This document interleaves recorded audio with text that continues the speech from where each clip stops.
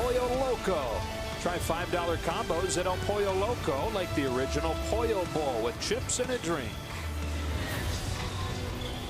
Dodgers and Rockies set for Game 2 of this 3-game series after the Rockies took the opener last night 2-1, getting the late run against Pedro Baez.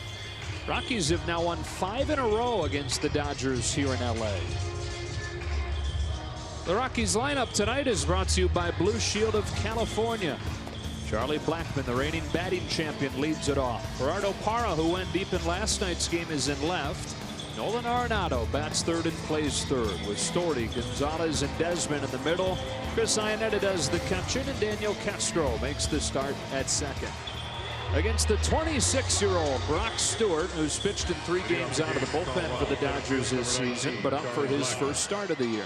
17 games last year, a little over 34 innings, lost his rookie status. So the 26-year-old is coming out here as a 1-year veteran in the big leagues, still improving that slider. The fastball changeup combination is what got him to the big leagues. Adding the slider and getting it more consistent is what is going to make him effective up here at the big leagues. As we just talked about a few minutes ago, perhaps an audition for him to hang around for a little longer stretch. He has been back and forth between the Dodgers and Oklahoma City over the first couple months this year. 4th appearance, 4th stint here. You get 1 appearance per time up here, but he'd like to make it a little longer. Well, Charlie Blackmon digs in. Brock Stewart peers over the glove, has his sign, and off we go with a fastball away. And the Rockies offensively, not the same team you think of when you typically think Rockies baseball. 24th in the majors, scoring just 4 runs per game. Blackmon, who we mentioned was the reigning batting champion, .331 a year ago, now hitting a career low .262. 2 balls, 1 strike. Even with this recent stretch, where Colorado's gone 5-7, they've moved into first place. The Diamondbacks losing 11 of 12. Manager Bud Black in his 2nd season. Stewart's 2-1. Blackmon pops it foul, 2-2.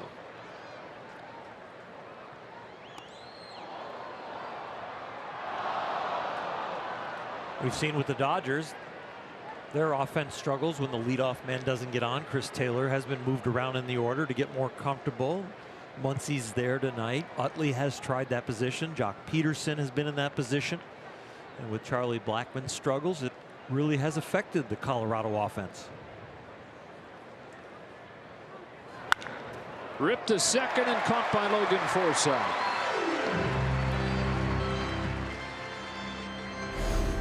You can't put a steering wheel on your bat, but Charlie Blackmon did the best he could to get a hit. Just perfect defense by the Dodgers, and a very nice snag there by Logan Forsythe.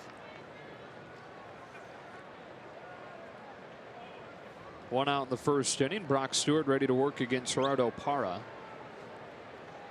who hit the game-tying home run against Walker Buehler to start the 5th last night after a long battle on the 8th pitch of that at-bat to the opposite field.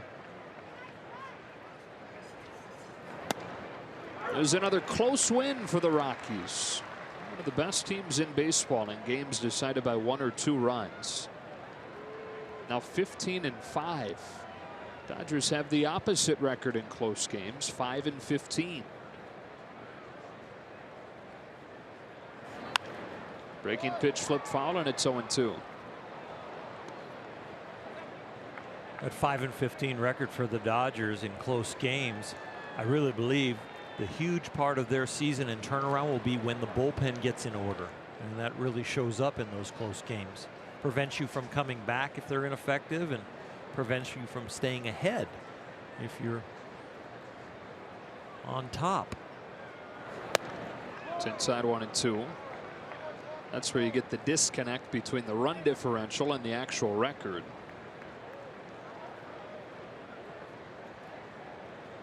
Rockies record a whole lot better than their runs scored versus runs allowed says it should be.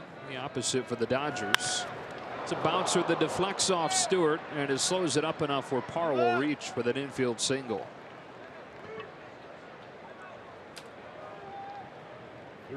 That's a ball that you react to, but sometimes if you can remember where your defenders are, you let that go.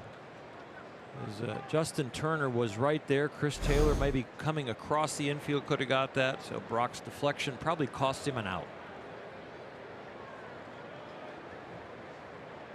And now he faces Nolan Arenado, who's hit more home runs and driven in more runs than any player in the National League the last 3 years. And having another good season here in 2018.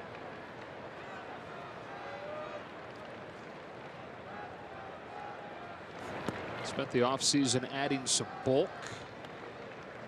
Hired a personal chef. Went hard in the weight room. A lot of wiffle ball as well. It's always a big part of Nolan's off seasons. It's a big group of 6 of them. They play 3-on-3 in Southern California, Lake Forest. Takes it high, and it's 2-0. Well, the way he swings hard at the plate and the way he dives and makes great plays at third, I can just now imagine how good a wiffle ball player he is. I wonder if they play with the one with the half holes on the one side, or they play with the full plastic ball. Boy, that thing could do some damage. The full plastic ball with somebody like him swinging. Yeah. Bouncing ball to third. Turner spears it to second one, and a double play. Beautifully done. Turner to Forsythe and over to first. Outstanding play by Justin Turner to start this 5-4-3.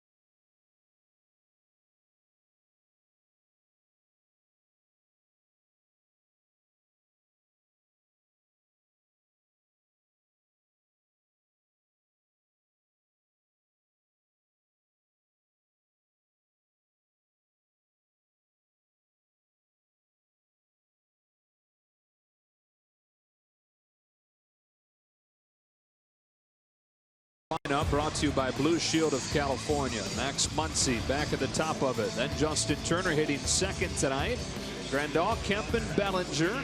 Chris Taylor followed by Puig and Forsythe. Then Brock Stewart rounds it out against the right-hander Chad Bettis. November of 2016, he was out to dinner with his wife celebrating their first-year wedding anniversary. Got a call from his doctor telling him that he had testicular cancer. He had surgery to remove it days later. Thought that they did so successfully. But at spring training, follow-up tests showed that the cancer had spread. Delivers ball 1 to Muncy. So for the next 9 weeks, instead of getting ready for the baseball season, going with the Rockies to open the season, Chad Bettis underwent chemotherapy. Grueling round after grueling round.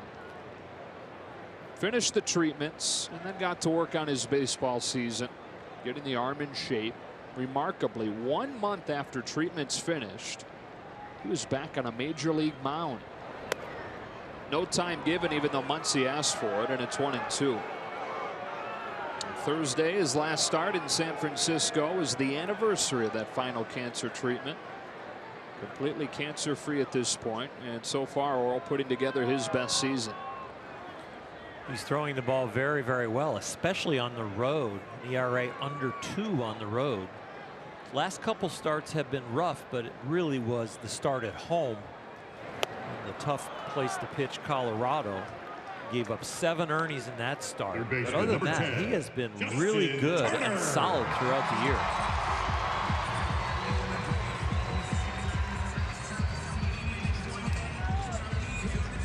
So after Muncy strikes out, visibly frustrated having the strike on the pitch where he thought he had called time, and Alfonso Marquez didn't give it to him. Up comes Justin Turner.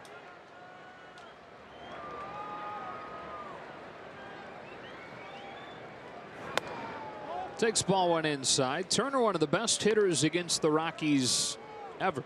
When you take a look at his career numbers against Colorado, brought to you by AARP. Any list where Tony Gwynn is at the top is a list where you should be happy to be on it. Ball on a strike.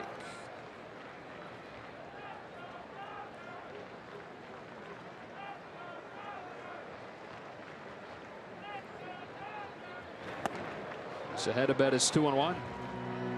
See that ball diving in from Bettis. That's his changeup, and he doesn't take a lot off of it from the 90-mile-an-hour fastball, but it has tremendous movement. Turner yanks one down the line, hooking to the corner, hits a fair ball, and bounces into the seats for a double.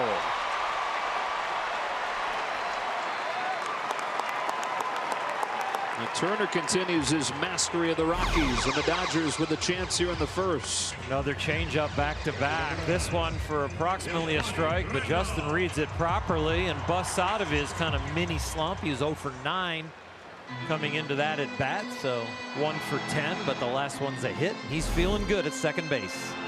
So now all the Dodgers with a scoring opportunity. Last night's game they had only 3 hits, but they had some walks. They had a hit batsman or 2. The issue was once they got runners on, Randall pops the first pitch up that he sees. High netted to the screen, and it's 0-1. They went 0 for 10 with runners on base in a 2-1 loss.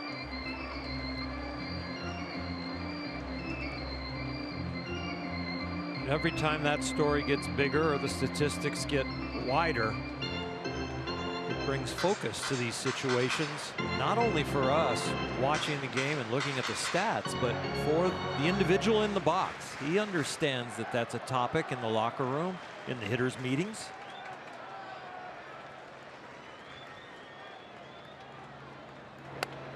One ball, one strike.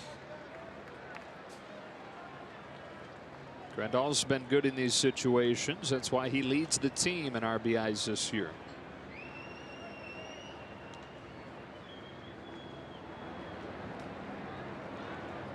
'29-year-old Chad Bettis delivers a 1-1 that misses off of the inside corner. Grandal's ahead. And a guy that the Dodgers saw a couple times last September after the cancer treatment and the build-up. Debuted on August 14th. 7 shutout innings in his first start back in the bigs.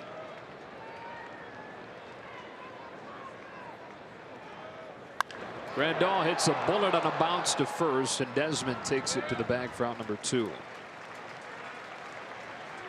So a runner at third with 2 gone, and up comes Matt Kemp, who has been red hot lately.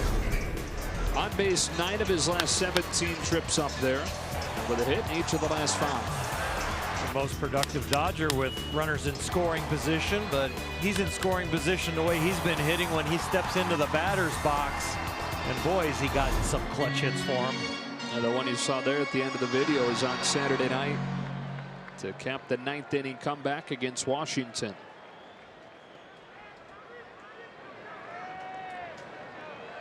Kemp, the lone Dodger in the lineup tonight with a home run against Bettis in his career. Takes strike 1.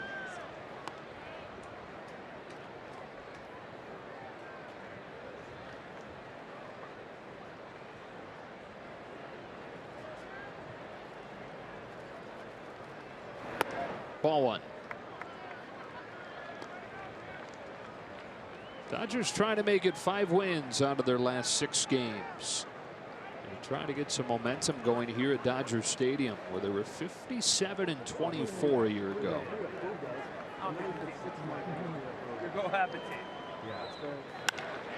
Kemp with a base hit to left center, and the Dodgers cash in on their first inning opportunity. Turner scores 1-0.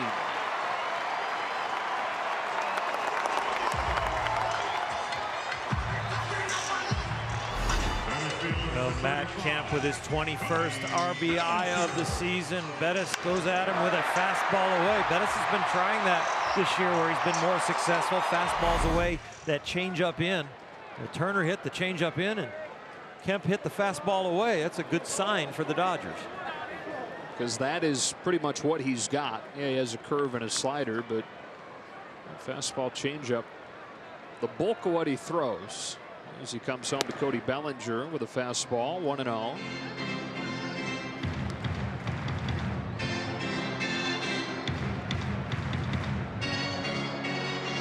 So Turner double and a Kemp RBI single.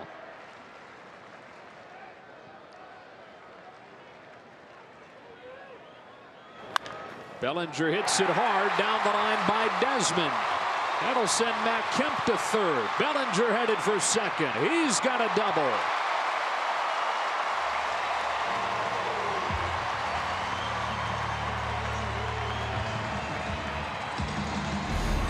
the heart of the order is not getting fooled. Even Yasmani Grandal with the bullet to the first baseman, but boy, Desmond doesn't get that one. I don't know if they're going to rule it a hit or an error. Ball was scorched, but probably should have had it. Didn't look like he got any leather on it, though. Did give him a double.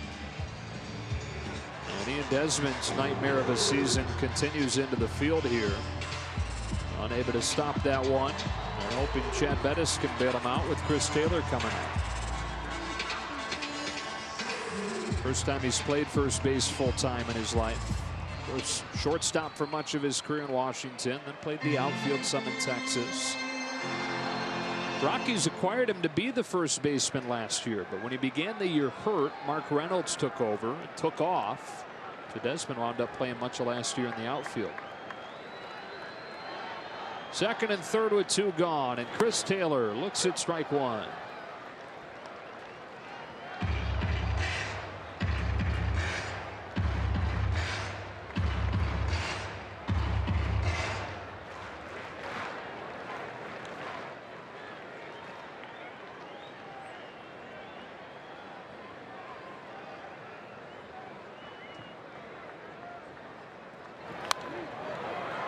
Nothing in two.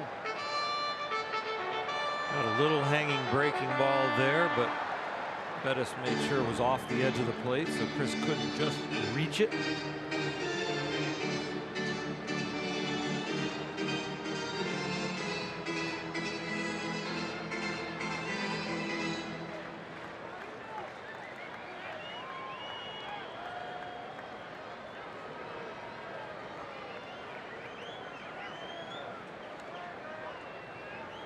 An 0-2. This is upstairs. 1 ball and 2 strikes on Taylor. Taylor's reached in 9 in a row. He went 0 for 1 with a walk last night, extending that. On base percentage, the biggest issue for him, for Dave Roberts right now. Lies out of the leadoff spot. I'd love for him to get back to where he could be the everyday leadoff man. It's 2-2. Up around 400 last year, down below league average this year, below 320. Davis commented how the Dodger lineup will be at its best when Chris finds its way back to the top of the order. Wanting him down in the order to let the game kind of come to him. Feels like he's been maybe a little over aggressive with what he's been trying to do at the top of the order.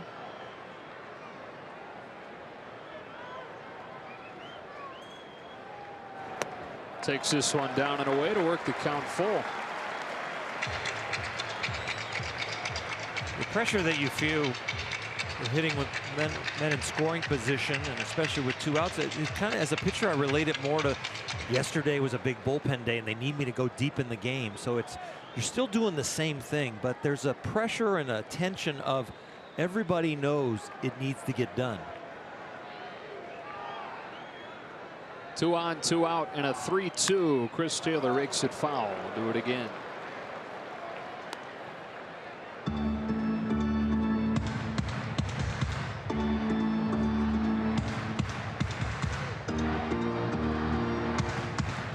Chris wants to get back in the top of the order. He loves it up there. And so you talk about individual pressure even right here. He's thinking, you know, get a hit, drive in 2, and I'm working my way back to that position I want to be in. Kemp at third and Bellinger at second. Another payoff. And he takes ball 4. And for Dave Roberts, it's not, I want an everyday leadoff hitter as much as it is, I want Chris Taylor to be my everyday leadoff hitter. Sure, Max Muncy's giving him good at-bats right now, and he's okay up there. But what Chris Taylor brings you when he's right, with a little bit of slug, the ability to get on, and with his speed, the ability to go first to third after getting on. And he's a good hitter against lefties and righties when he's right. And so, you know, I understand that Dave wants the whole picture from him. But right now, it's about on-base percentage. Once he gets that back up, they would love to have him there. So the base is loaded with 2 gone here in the first inning for Yasiel Puig.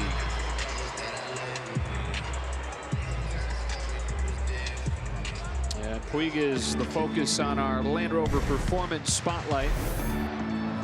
4 home runs in his last 7 games after he went the first month and a half of the season without one.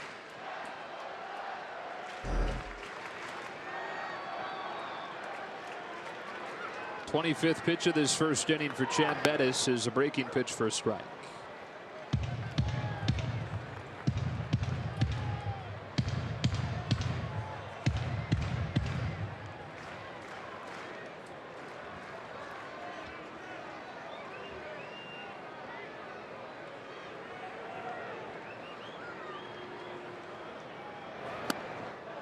Takes just off of the plate, ball 1. A borderline pitch right there changed this whole at bat. 1-1 instead of 0-2.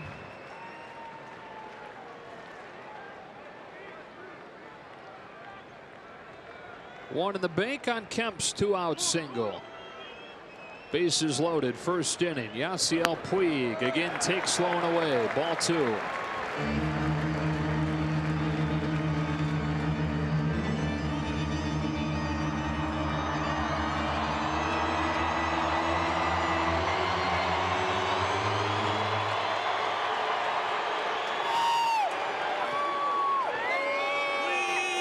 Great crowd filling in for this Tuesday night matchup. Dodgers and Rockies in game 2 of this series. And on a 2-1 pitch, Puig takes a change for strike 2.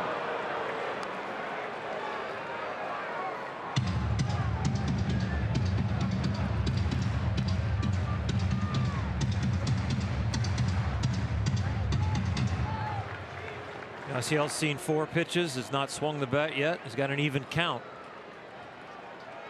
Got a good read on his release point, but I don't know about the timing yet because he hasn't started the bat. On a 2-2, he takes ball 3. He's worked it full. The runners will get a head start. Well, the slowest guy on the base path is in the right spot. He's on third. The other 2, their speed is fine.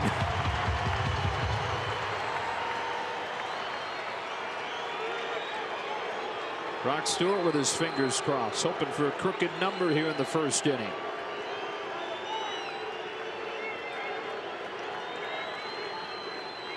There they go. Here it comes. Puig takes ball 4 and the Dodgers lead 2-0.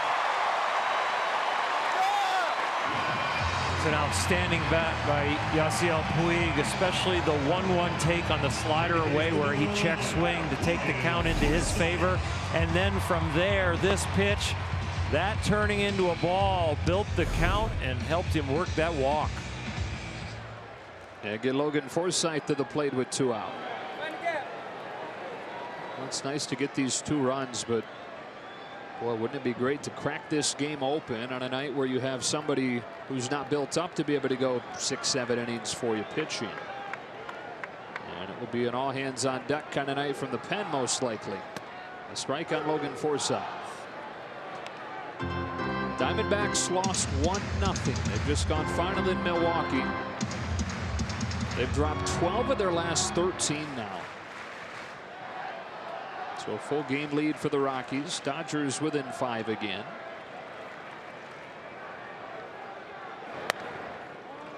Just off of the plate, 1-1.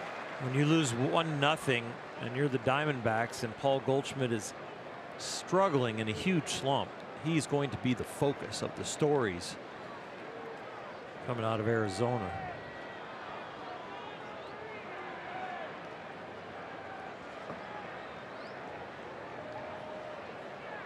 Loaded up first inning. Forsythe swings through it, 1-2.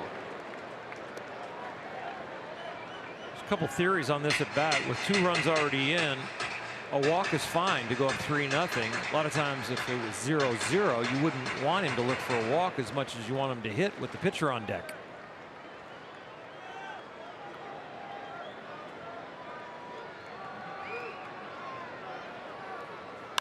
Forsythe hits a fly ball the other way. Carlos Gonzalez will settle under it.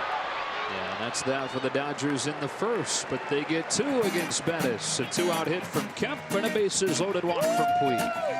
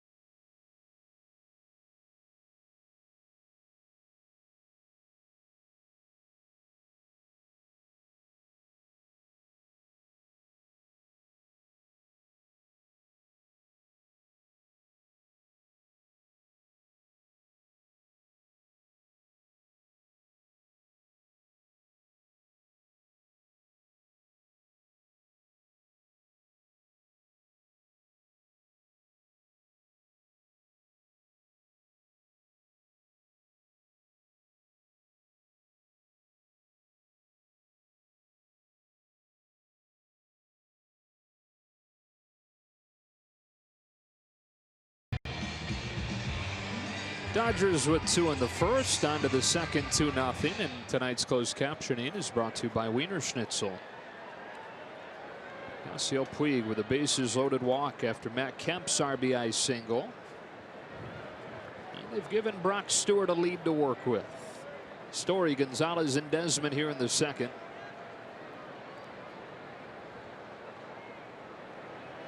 Story's in there. Stewart's ready to go.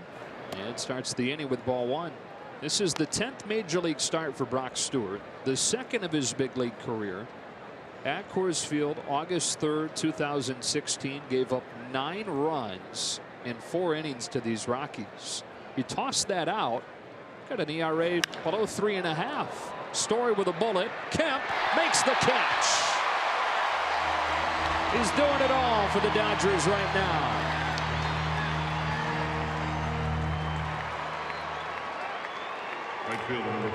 First RBI of the night for the Dodgers and the first sensational play on defense. Matt Kemp sprawling out for that ball. Great first step, great route, and the increased speed. Yasiel Puig, standing ovation.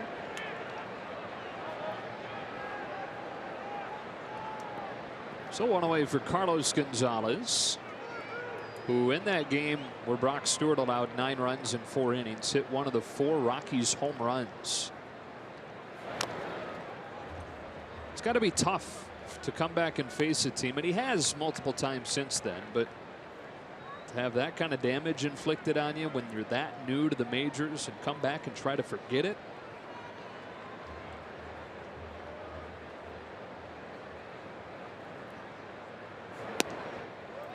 I think Brock would tell you that tonight I'm a different pitcher than they got those 9 runs off of.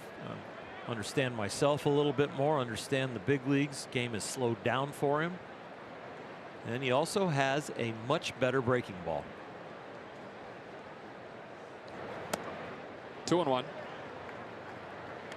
No fear in this young man. And you see that in the life in his fastball. When you believe in yourself all the way down the hill as you get closer to the hitter and release the ball with no tension, you get that good movement and life. Ground ball. Logan Forsythe, 2 up, 2 down. It's in his 3rd year with Major League time. That debut in 2016 in Milwaukee. He was quite a story when he came up. The way that he shot through the minors that year, starting in high A. 9 starts in Double-A, 7 starts in Triple-A, and then bam, here's Brock Stewart in the big leagues making his debut at Miller Park. Here's Ian Desmond with 2 out.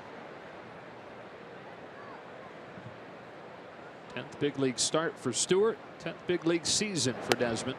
1-0.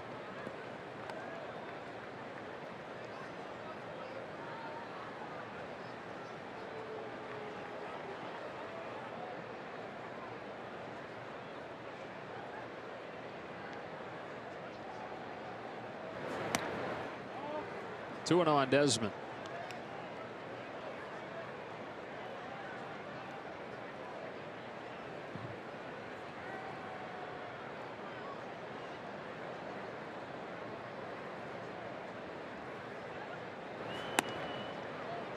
Ball 3.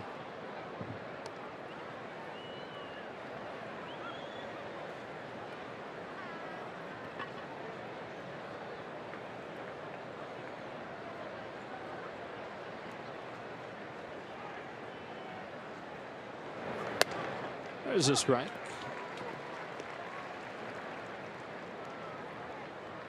Dave Roberts said that Brock Stewart will probably go somewhere around 80 pitches. And so Brock not wanting to waste too many here with this walk, attacking. Desmond hits a high drive to left field. Kemp is back, and that ball's gone. Ian Desmond with a solo shot, and it's 2-1.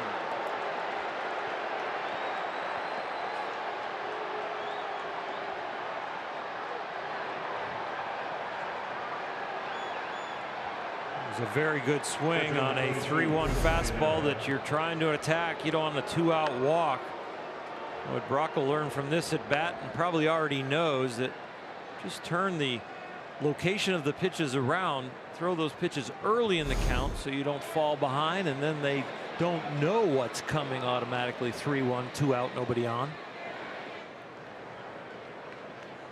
Now Chris Iannetta swings at the first pitch in between Bounce Turner. He's so good at picking those. Throws Iannetta out, and the Rockies finished in the 2nd. They're on the board though with a long home run from Desmond. Middle 2-2-1.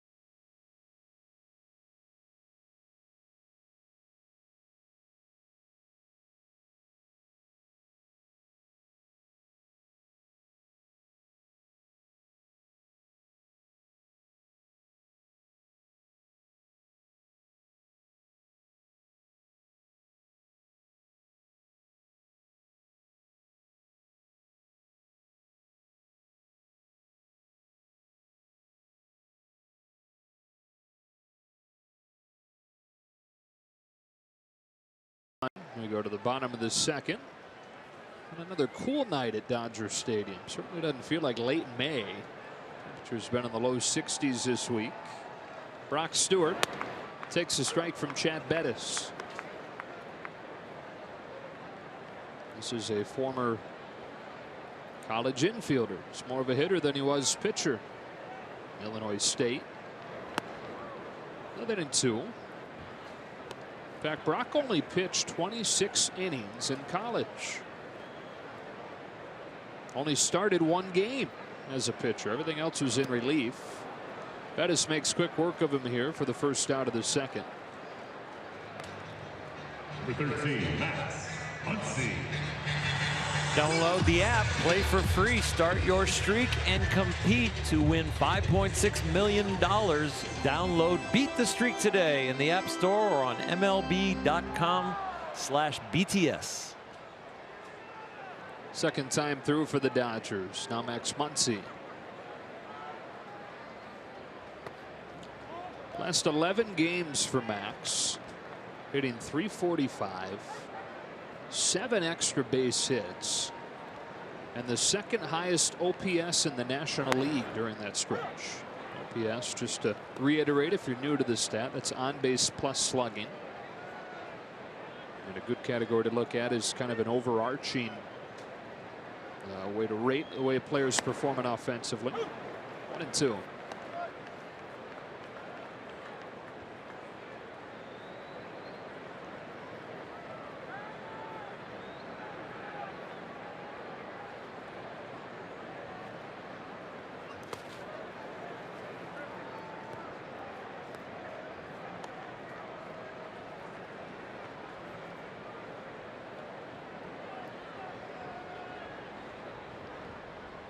Couple Texas guys, couple Big 12 guys. Texas Tech against Baylor in a full count. Bettis didn't just go to Texas Tech, but he grew up in Lubbock, which is where Texas Tech is. Known as the Hub City.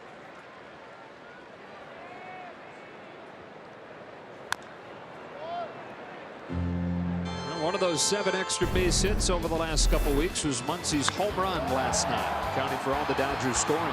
Turned on a fastball, and it was a no-doubter when it left his bat.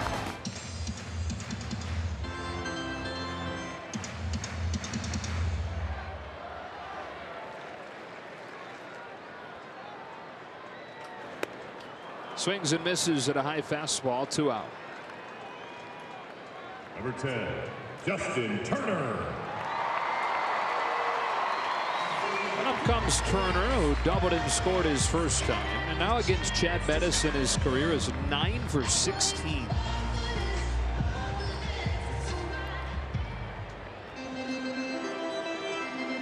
Sometimes it just goes that way. Sometimes the pitcher's like, what has he got on me? And other times it's like, I'm just really comfortable against this guy.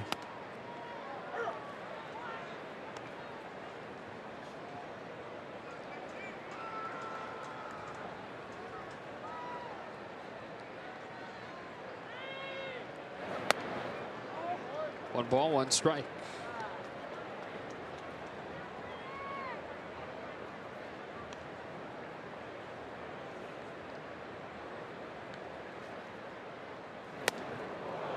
Awkward swing and a miss there, 1-2. Haven't seen too many awkward swings and misses from him in his first week.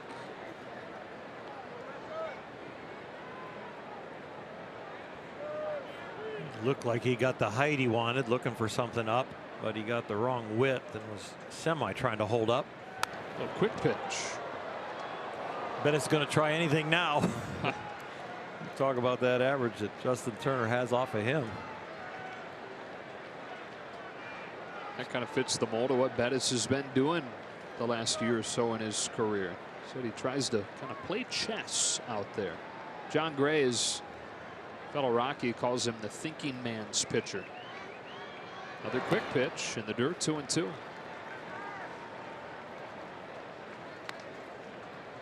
There's Gray. He used to be a high velocity guy. Bettis was throwing 95 as a rookie in 2013. Now it's 90-91. He's reinvented himself to be that thinking man's pitcher. The abbreviated leg kick that he's used against Justin here is even faster than Johnny Cueto's. I mean, it's the fastest one I've really seen somebody use. Back to the normal delivery, and Turner hits a soft ground ball to third. Arenado throws him out, and a 1-2-3 second for Bettis after the arduous first.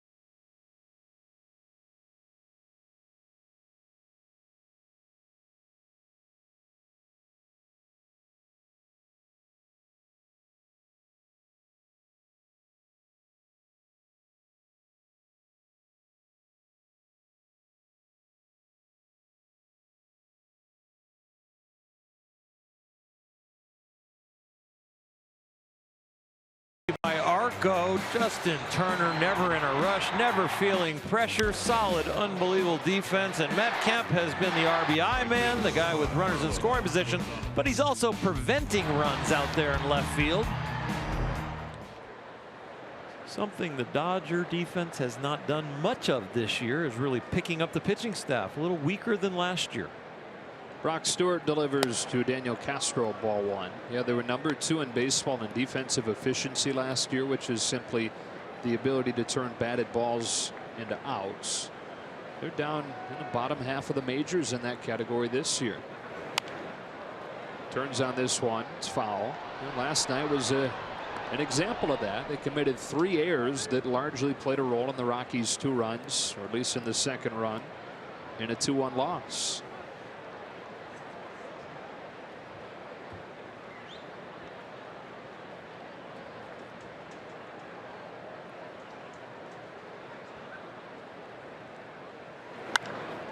Down the line and foul, 1-2. How big of a deal is it when you commit an error? Dodgers are 4-11 when they do this year. They're above 500 when they don't. Errors will kill you, and then when you combine them with walks, Pedro Baez with the walk that and the errors followed up, that's how that run was scored and gave him an L.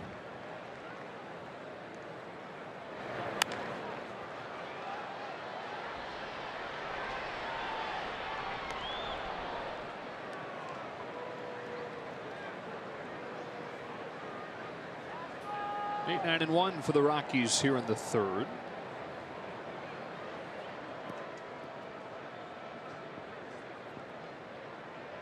Stewart pretty efficient so far. This will be his 29th pitch.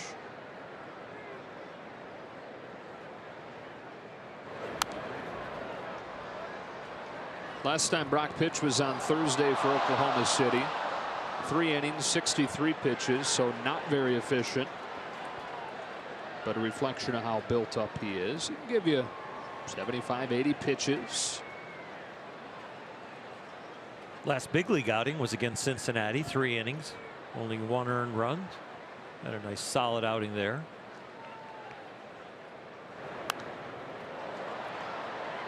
Was that Castro off balance his whole at bat, but he continues to stay alive, having fouled off 4. This was probably the easiest plane flight that Brock had to come join the Dodgers. Man, that weekend that he had when he joined the team in Monterrey, Mexico, that was something.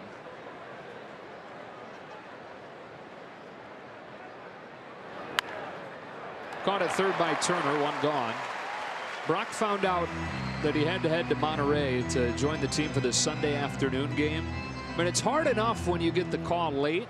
It's part of baseball, right? But it's hard enough to get to the big league stadium in time. How about you factor in you got to go through customs? You're going to another country. So he boards the flight Sunday morning. The game's at 1 o'clock Sunday afternoon. They take off and immediately turn around, come back and land in Oklahoma City. His first one to Chad Bettis is in there for a strike. Got to put him on a different flight. His plane's broken. You don't want to fly in a broken plane. And instead of getting a pretty direct route, I don't remember the exact connection, but instead of a fairly direct route from Oklahoma City to Monterey, so wind up making a left turn, getting on a flight that goes to Atlanta, finally gets to Monterey, hops in a cab, gets to the ballpark in the 4th inning, enters the game in the 6th inning.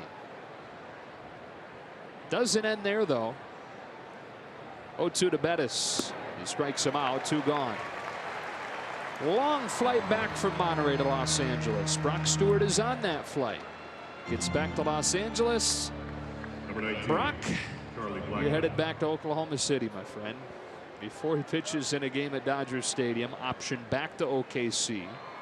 Then days later, brought back here to Dodger Stadium for that outing you were talking about against Cincinnati. This is his 4th stint with the Dodgers already. Up and down, up and down, up and down. Second time through the order. Here's Charlie Blackmon taking a ball. And you would not hear Brock complain about that. It is part of it when you're at the stage of the career that he is. It actually becomes incentive to do the best you can, or maybe a little bit more motivation of, I don't want to be on that elevator anymore. I want to pitch well enough to stay here. Nice looking changeup.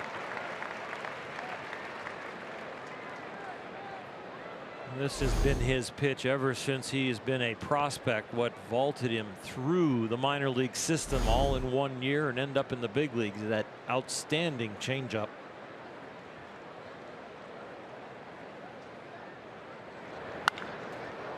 That's by diving Forsythe. Blackmon with a 2-out hit. Number 8, Gerardo Parra. One of the things you work on as a pitcher when you're throwing your off-speed stuff is you always want it to improve. So if you throw one for a strike and then you throw one that looks barely like a strike but's not, and then you bury one. But you saw the reverse right there, and Blackmon was able to pick up on it. One outstanding changeup and then just a basic one for a strike. The next one, and Blackmon was able to get that line drive to right. Look at Parra up there. His first inning single, one of the 3 hits against Stewart. Good catch by Max.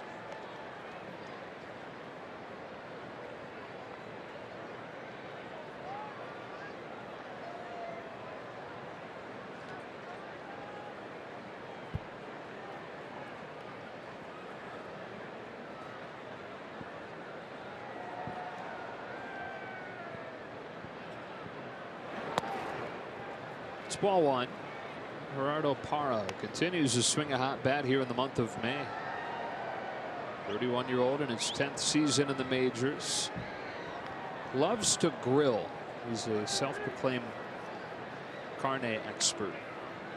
Been grilled for the team after a spring training game this March.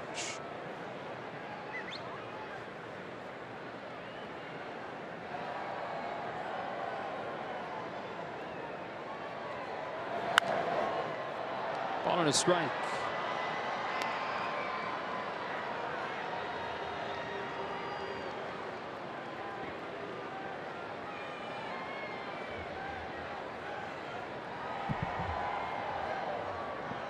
Keep an eye on Charlie Blackmon. He's got 4 stolen bases so far this year, 1 caught stealing. There's a few guys on the Rockies that'll run. Trevor Story the most, 7 bags, hasn't been caught yet. Brock paying attention to him. Parr at the plate's got a few bags, I think 5. Ian Desmond's been running this year a little bit.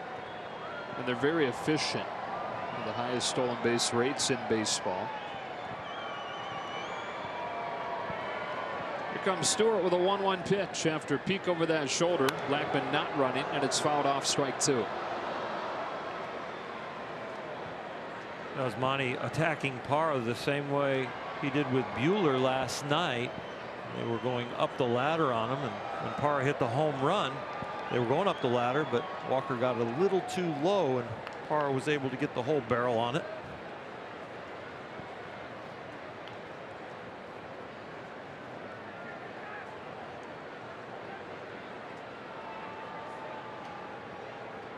Now 1-2. They go up with the fastball again, and Parra takes it. 2 balls and 2 strikes. And part of the reason you see him go up there is because Gerardo Parra swings at elevated pitches as much as anybody in baseball.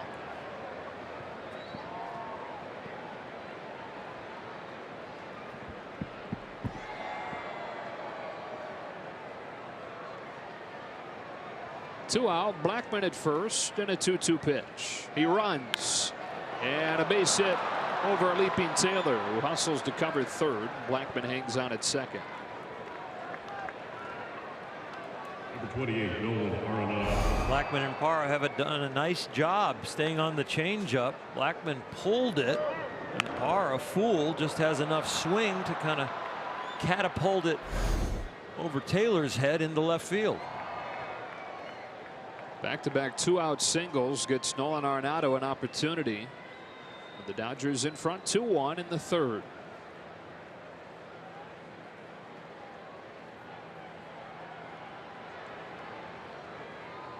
You notice the added bulk just looking at Arenado? He says that he packed some on this offseason. Does it look any different to you? Not really. Maybe a little bit in the shoulders.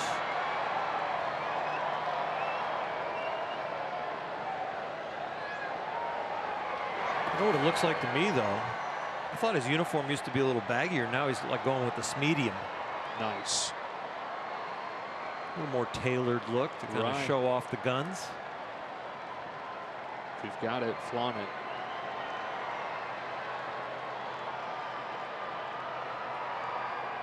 Not too many opportunities for him this year. Issues all around him in the lineup. 2 on 2 out, 1-0. Swings and misses, 1-1. One thing he's done a good job of is not chasing typically, because he's not getting a ton to hit.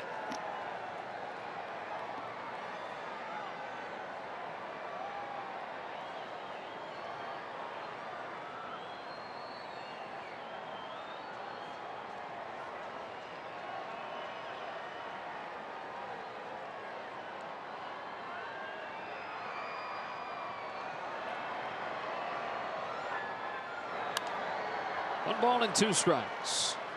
And the 27-year-old who's been a 3-time All-Star in his 5 major league seasons.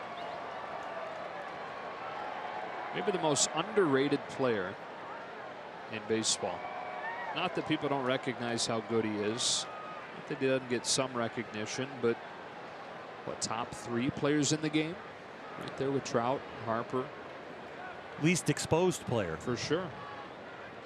Manny Machado, you probably put in that group. A 1-2 to him. And a hard ground ball, base hit into left field. Blackmon giving the wave. And Kemp will lob it into the infield. A 2-out base hit for Arenado. The 3rd in a row with 2 out against Stewart. Evens the issue at 2. Number 27, Trevor Story. Well, Brock Stewart has only had 3 pitches swung and missed at. And they've all been change-ups. Pitching to contact, and the Rockies' contact is finding holes right now.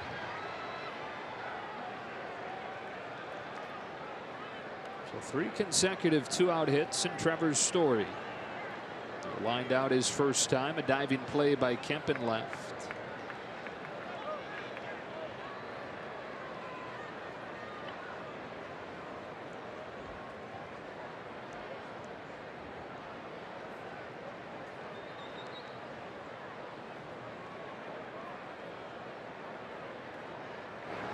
Anybody I'm missing from what your short list would be at the top 3, 4, 5 position players in the game right now? Machado, Trout, Harper, Arenado, Harper. That's 4. Would you put Judge there yet? Altuve. Altuve, for sure. Carlos Correa, pretty darn good. Yeah, if you get to the top 10, Arenado's got to be the least exposed. He's got his own time zone. He does. Grandal throwing it down. Probably easily back in.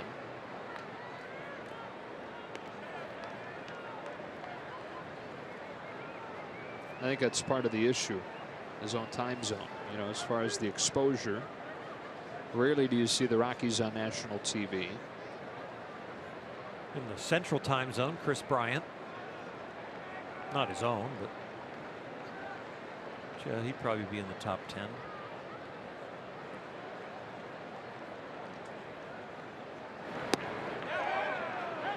No swing, ball 3. Joey Votto. Yeah. I think everybody in the truck is thinking of their hometown or their favorite player, and they're just kind of telling us in our ears. We've definitely expanded the discussion from, you know, the Mount Rushmore of current players. Yeah. I think the answer to that. 10-ish. Yeah, but the answer to that is just don't listen to the guys in the truck. That's not a good idea.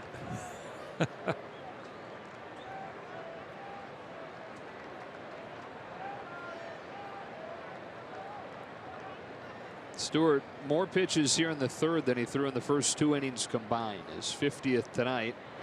Story given the green light on 3-0. Sends a skyscraper to center. Bellinger to the edge of the warning track to catch it, and that's the inning. Felt like it could have been worse. He gives up just 1, and we're tied at 2.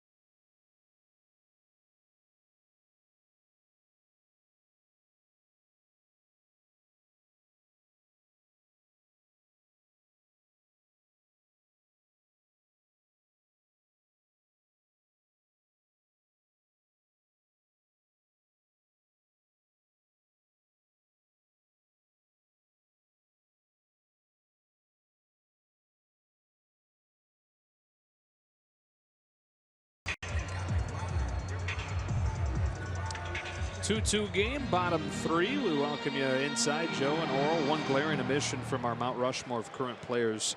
How about Mookie Betts in Boston, who started the week leading the American League in 20 different categories, offensive and defensive. Pretty good player to forget about. I guess we'll put him right up there near the top.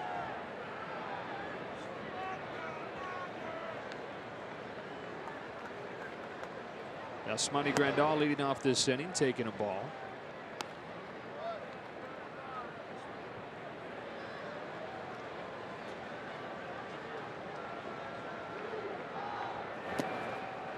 It's 1-2.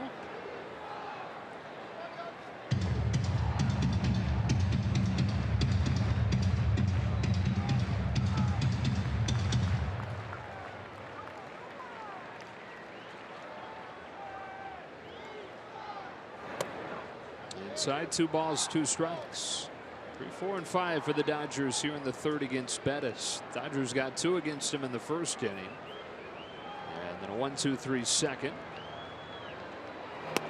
Down and in, full count. Grandal grounded out his first time and has won for his last 14 now.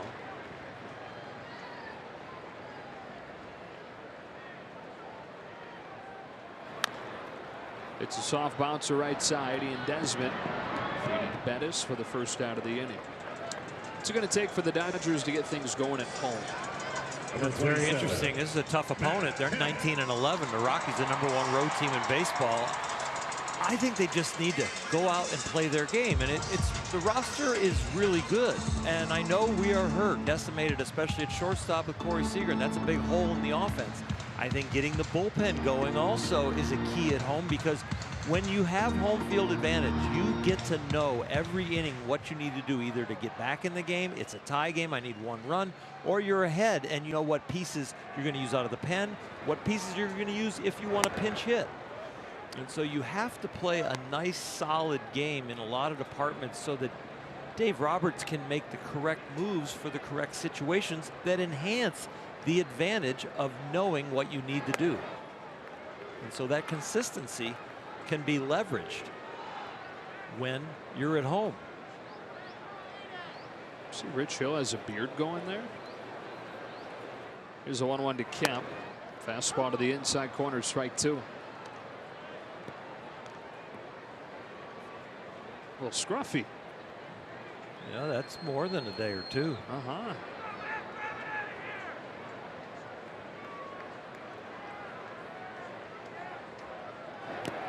Alana talked about it off of the top, but Rich Hill has kind of been defying common logic and continuing to throw even with a blister issue.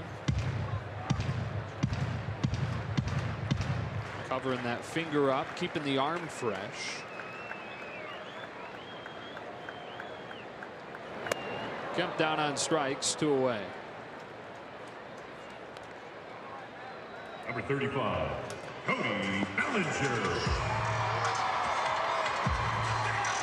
When you throw and develop blisters, a lot of times it's not only the pressure of holding the ball, but where the seam maybe rubs coming off of your hand.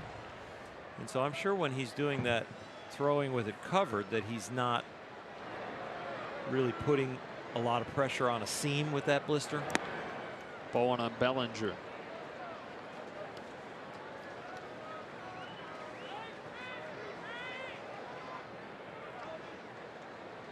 He is an obsessive thrower of the baseball. I mean, most players are, right? But well, he doesn't have a lot of mechanical thoughts. He's very much a feel pitcher. You see that with the creativity with his delivery and all the breaking balls from different arm angles and things that he can do changing speeds. And so I'm sure he misses throwing the baseball and having that feeling like, okay, I've still got it and I'm staying in shape. Some guys that grind on the mechanics a little bit more can do a little bit more mirror work. Ground ball right side. Castro throws Bellinger out, and Chad Bettis has retired 7 in a row since the bases loaded walk. They're hoping for some more offense.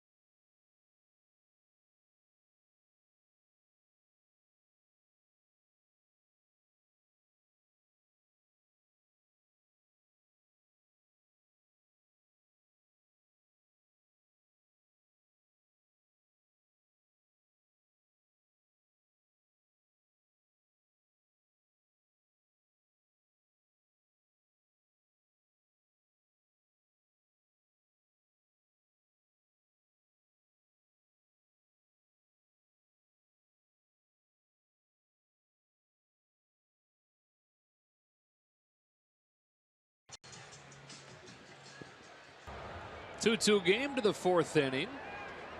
Joe Davis, Orr Hershiser, and Alana Rizzo. Glad you're with us tonight for game 2 of this 3-game series as the Dodgers try to even it at a game apiece.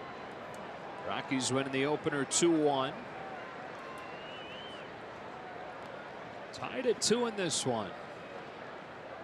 Brock Stewart to Carlos Gonzalez for the fastball strike. A lot of times a pitcher will need a shutdown inning after his team scores for him. Well, right here, I think Brock Stewart looking for a shutdown inning after giving up a run in the 2nd and a run in the 3rd and giving up the lead. Gonzalez lifts it to center. Cody Bellinger's there for the first out of the 4th.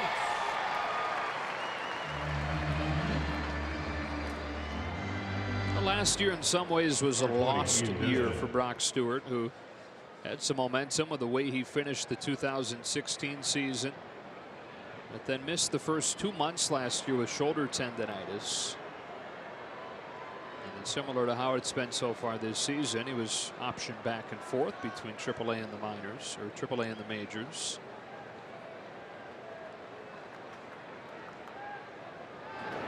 Very good out of the pen. Made 4 starts. The numbers weren't as good. ERA above 5.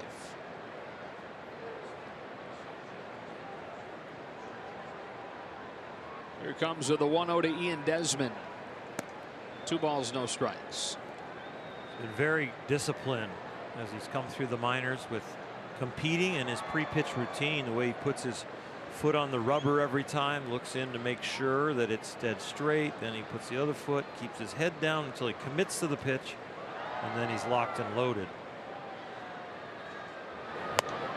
This one rides in, gets by Desmond, 2-1. It's something that this year Walker Buehler really started to pay attention to in spring training this year. And does an outstanding job with all the details prior to throwing a pitch. I mean, it's like a golfer in their setup.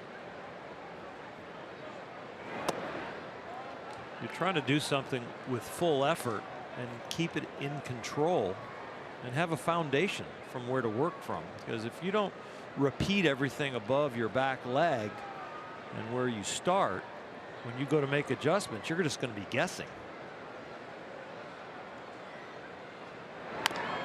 Desmond hits a bouncing ball to Turner at 3rd. Low throw gets by Muncy. That'll be a throwing error on Justin Turner. One night after the Dodgers commit 3 of them. Their first one tonight is put the go-ahead run in scoring position.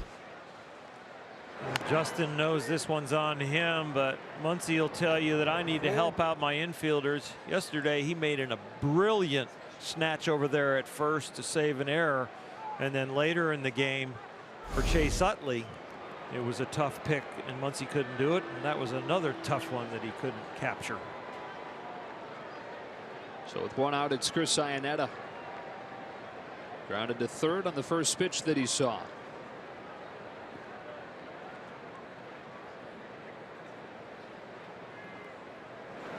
And no coincidence, Iannetta was aggressive on that first pitch. He's been slumping, and he says a big part of the reason is because he's found himself behind in the count too frequently. So trying to pounce early.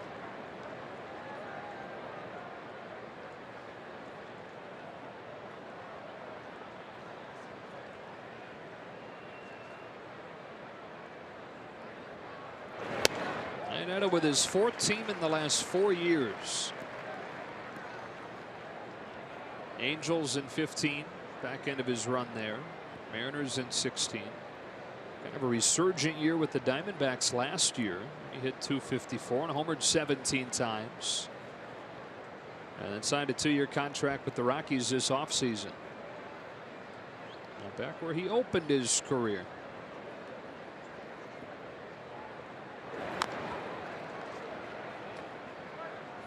Chris had a very nice offensive year last year, and he's always been signed by teams, even when he moves around a little bit, for his great defensive skills behind the plate and the way he can manage a pitching staff. I know the lack of production lately for the offense is frustrating to him, but he will always have a job in the big leagues because of the way he can handle a staff. And the bat is an extra bonus.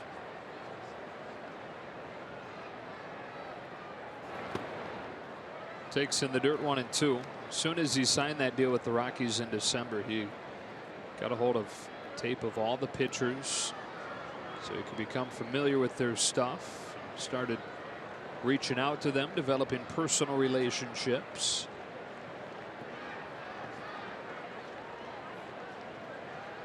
And no surprise given his reputation around the game. On a 1-2, he gets his hands in and sends it skyward to short left. Taylor's out with a call and the catch to gone.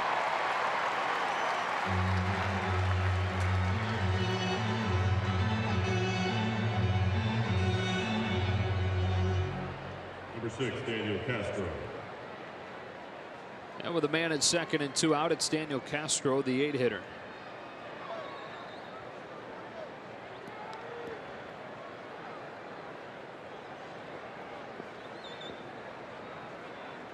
They're going to put Castro on intentionally.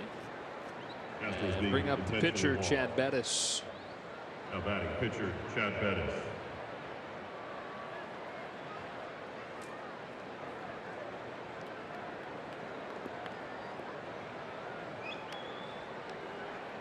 Important for everybody's psyche right here to get Bettis out.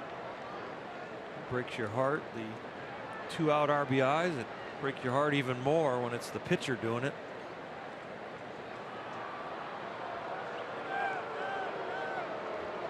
Got a beach ball delay. This is the rare infield beach ball.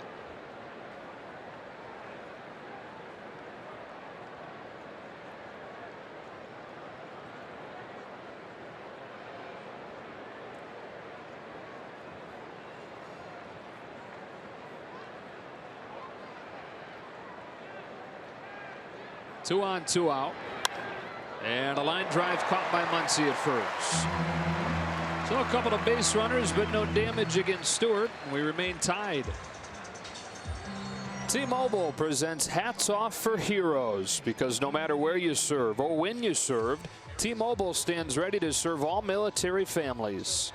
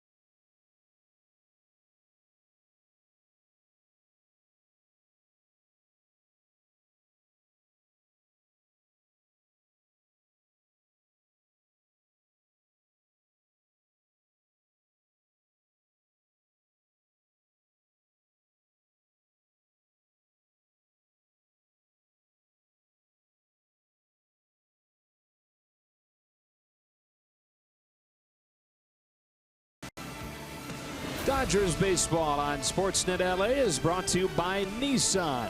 Choose Nissan today for great offers on our most exciting lineup ever. Shop ChooseNissan.com. And by Jack in the Box. Try the new Cholula Buttery Jack, part of the Buttery Jack family, only at Jack in the Box. Back at Dodger Stadium in a 2-2 game to the bottom of the 4th inning. She's got a souvenir to take home. Looks like a game-used ball with a grass stain and all. That is some awesome hair. That sure is. Uh-oh. Uh-oh. Careful who you share that with. Got it back. Chris Taylor. Strike one. 6, 7, and 8. Dodgers brought 8 men to the plate in the 1st inning against Chad Bettis, but since Yasiel Puig's bases loaded walk to make it 2-0, he's retired 7 straight. Roller to the hole at short. Trevor Story with an off-balance throw to get him. Number 66, Yasiel Puig.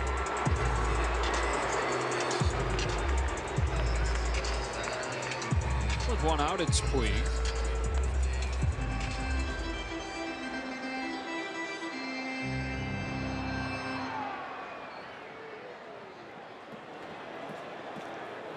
Brock Stewart's spot is due up 4th in this inning. It looks like regardless of whether or not they get there, his night is over. First pitch breaking ball for a strike on Puig. Chase Utley has the batting gloves on.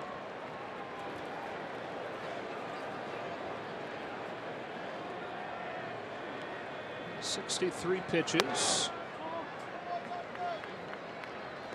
Give up the home run to Ian Desmond, and then the 2-out rally from the top of the order in the 3rd, producing the other run. He threw the ball well.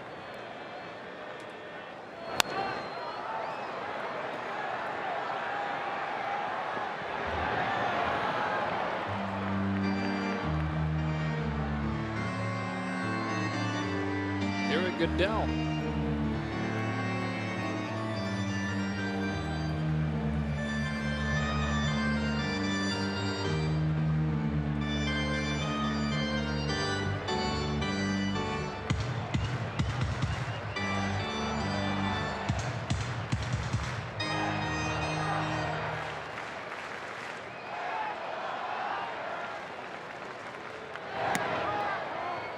Puig takes just low, and the count evens up at 2-2. That is 3 Ks, make that 4 Ks tonight, 2 walks. Here's his next one. Puig stays alive.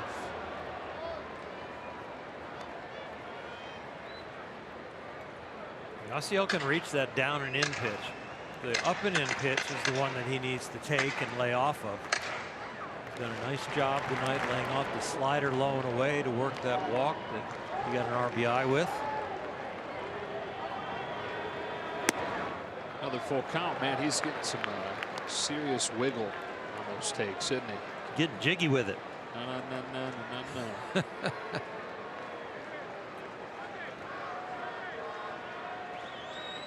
Logan, the least likely to ever dance in the batter's box, waits on deck. Our second beach ball. Right field line in the outfield. It hasn't even warmed up here in LA yet.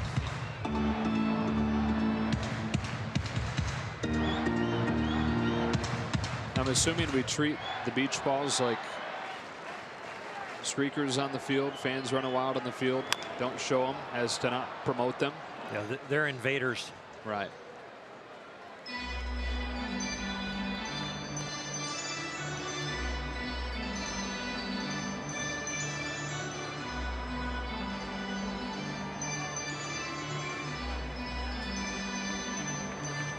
Puig today during batting practice was using a 48-ounce bat that a buddy of his made, who is starting a bat company, the Wild Horse bat, his own special BP bat.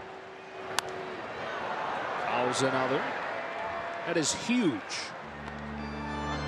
A normal bat in the big leagues is somewhere between 31 and 33 ounces. So yeah, that's like a bat and a half. Right. Same length. It looked the same. It didn't sound real good, though. Can't get much whip on that. That's another great at-bat for Puig, and he earns his second walk of the night. That's a lot of discipline in the last 2 at-bats for Yasiel. Not just because they're walks, but he's swinging the bat really well. But he's understanding now that you can't get hits unless they throw you strikes. So you got to pass the baton. And he becomes the first Dodger base runner since he walked with the bases loaded himself in the first inning. His 2 ABs tonight, he's seen 15 pitches. 1-on-1 out. Logan Forsythe taking strike 1.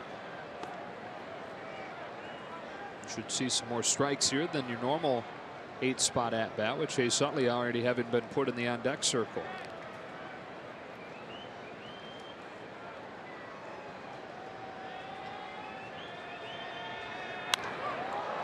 Fly ball right center field.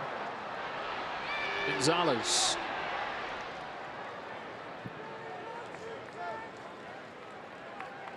They'll celebrate back-to-back Rookie of the Year awards this Saturday when the Dodgers take on the Padres. Be one of the first 40,000 fans in attendance and receive an original caricature T-shirt featuring Cody Bellinger and Corey Seager standing back-to-back, courtesy of San Manuel Casino. Visit Dodgers.com/promotions. It's been good to see Corey around the ballpark this week and tonight with his bobblehead giveaway.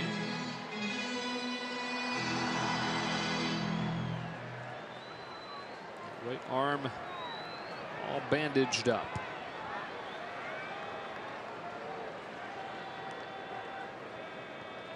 Utley 1 for his last 19. Swings at the first pitch and make it 1 for 20 as Desmond makes a nice pick and steps on the bag. Through with 4 innings tonight. Tied at 2.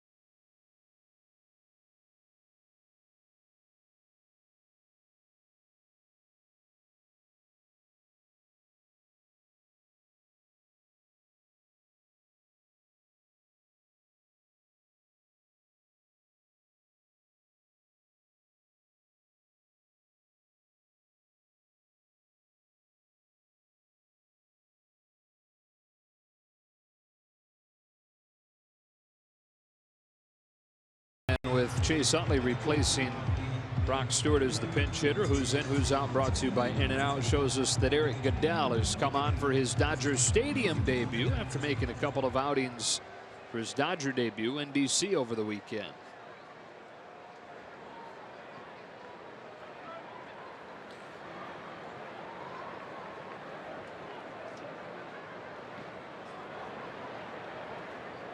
Acquired from the Seattle Mariners. Top of the order. Goodell to Charlie Blackmon. First pitch breaking ball, strike 1. He's got a fastball, a curveball, and a split finger. The 2 breaking balls are very sharp.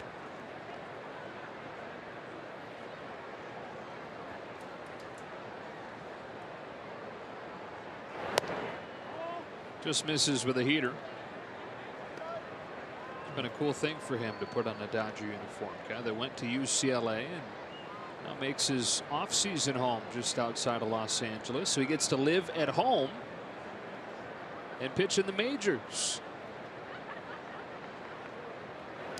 2-1.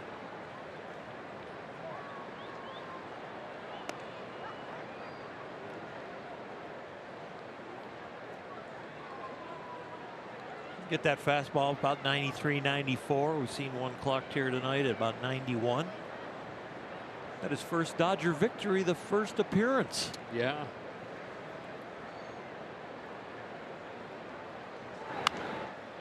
Blackman hits it foul and it's 2-2.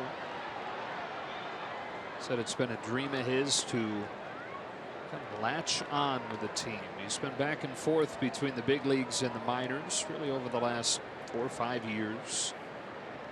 Mostly with the New York Mets. And then got off to a good start this year with the Mariners, but Dodgers able to grab him.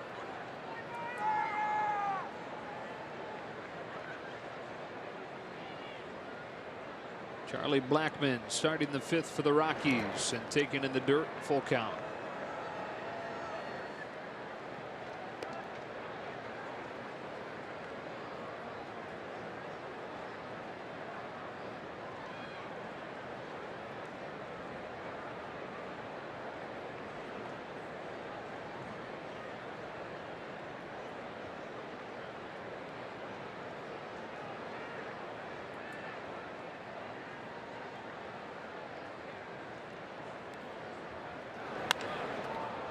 Fly ball to right field. Logan Forsythe went out. Puig will come on and make a running catch. But I swear, Forsythe getting deeper and deeper in his defensive alignment these last few days. We saw him catch one halfway to the wall in D.C.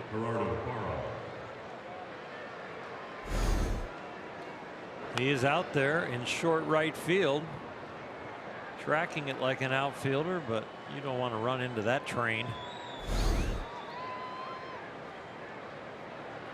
Nope.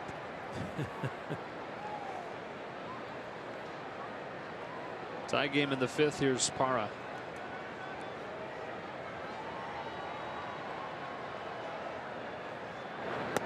See, the New York Mets acquired Jose Bautista out of the middle of nowhere today. They started him and like hit him 5th. Yeah, he doubled. Although they had won 4 in a row. They signed Bautista today. Got beat by the Marlins.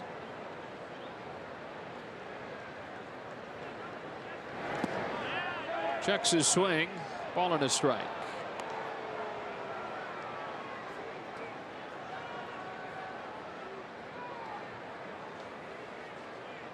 National League East, a weird division right now. Nationals starting the day in 4th. It's the Braves and the Phillies on top. The Mets sitting in 3rd, having gone on that 4-game winning streak. Parra down on strikes. I beg your pardon. 1-2 now. It's an amazing split finger fastball. I can understand why you thought this was the 3rd strike. It looks like should have been worth 2. Yeah, it should have put somebody away. Thanks, Earl. That thing is dropping off the table.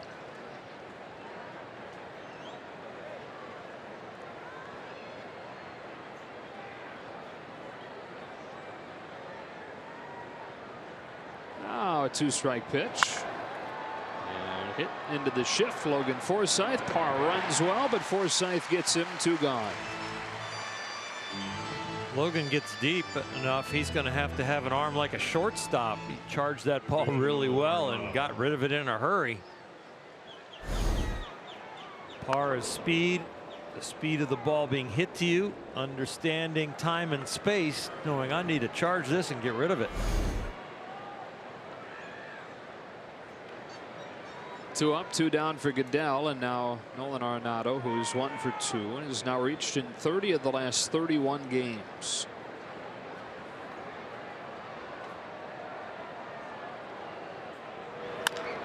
Swings away at the first pitch. There's Forsythe on the left side of the infield, throwing him out. He was all over. He was in medium deep right. He was in short right. Then he was at short. 1-2-3 for Goodell in the 5th.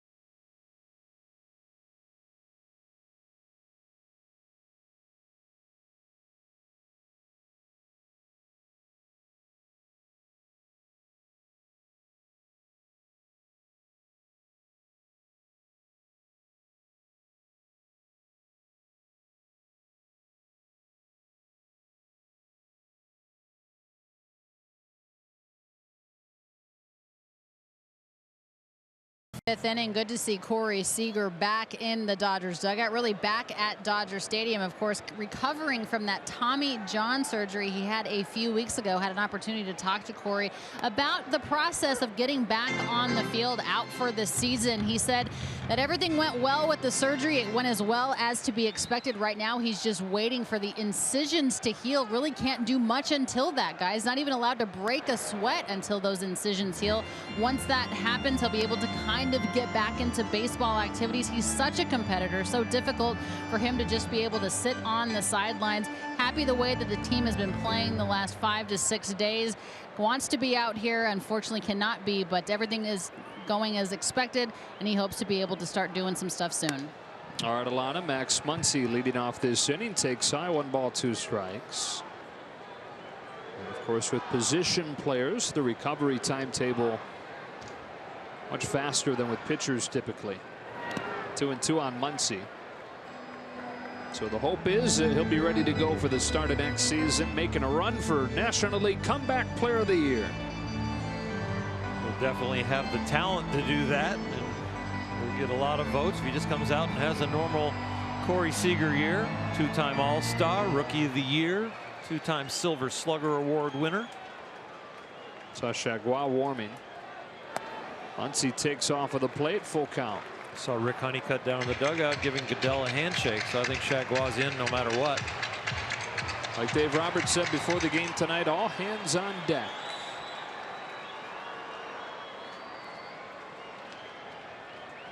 Leading off the 5th, Max Muncy.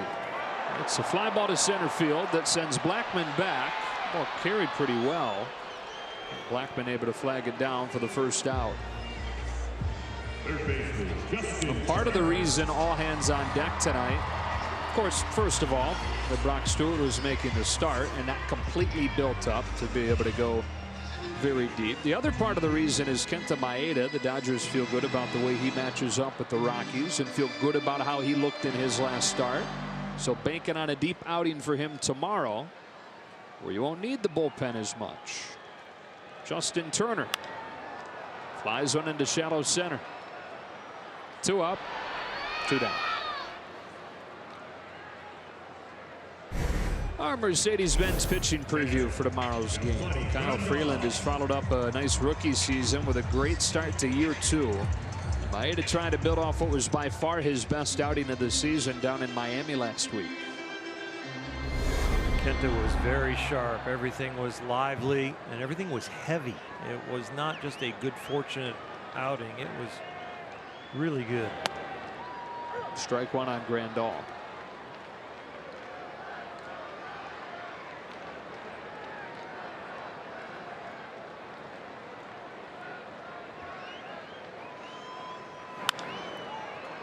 Fly ball lazily sent to left field. Arenado's got it. And the Dodgers down very quietly here in the 5th inning. They brought 8 men to the plate in the first. They've had just 1 base runner since.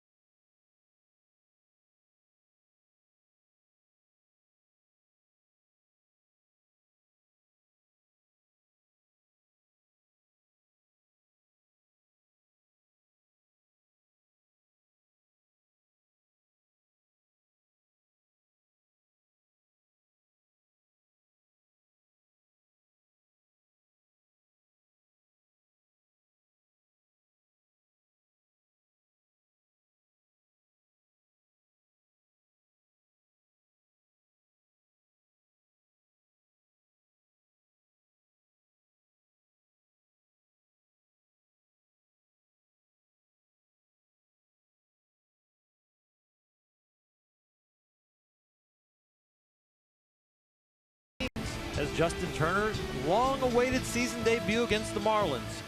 Plus, Cody Bellinger meets up with his childhood idol in Miami. Don't miss Backstage Dodgers, presented by Cadillac, Friday after the postgame show on Sportsnet LA. Top 6 tied at 2. JT Chargois. JT is looking to get back on the beam. His last few outings, he's struggled with command, struggled with getting the breaking ball where he wants it. He wants to live down by the knees and have some late life. Part of the order here, Trevor Story to lead it off.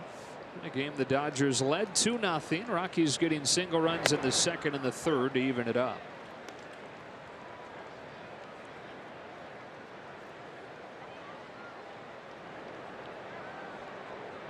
Chargois in his last 2 2/3 has given up 13 base runners.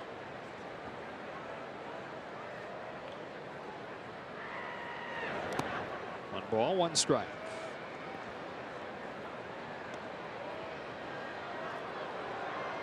He's been very impressive in stretches this season, very impressive in spring training, but has hit a very large bump in the road of late.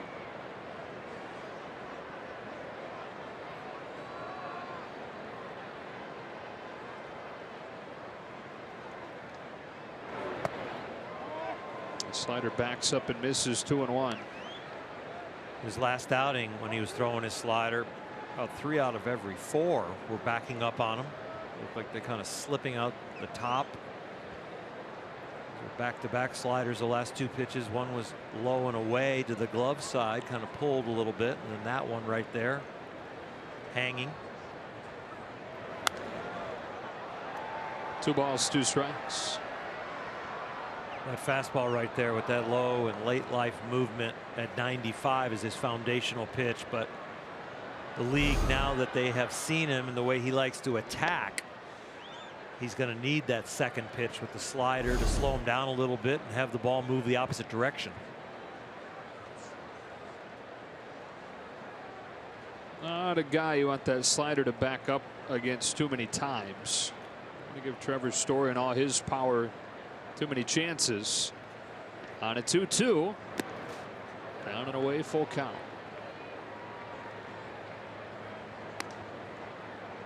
Gonzalez and Desmond to follow.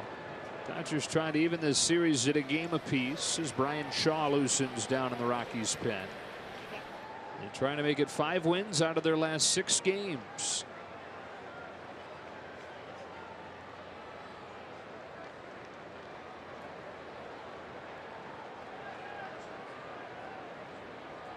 Jaguars 3-2. That was the best slider he's thrown right there at 84 miles an hour. Fastball goes 94 to 96. Changing speeds enough, and that had the proper break.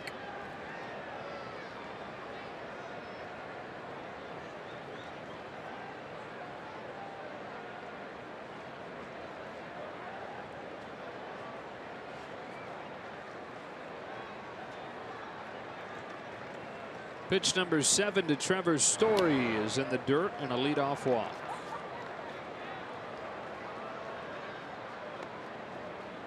Right fielder, Carlos Gonzalez.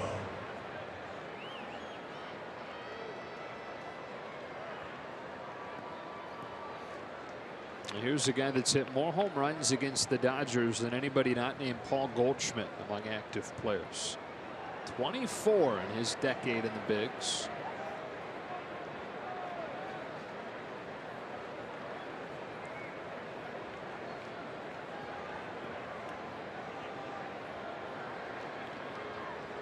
Finds himself struggling like he never has before. Worst numbers of his career across the board at this point. He's fallen into a part-time role.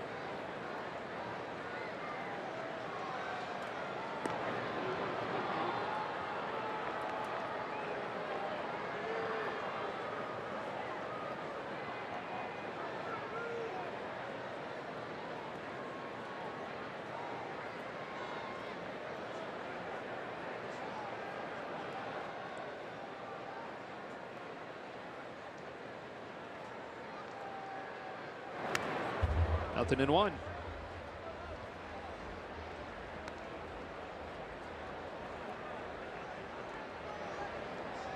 Played a long time against the Dodgers and done very well.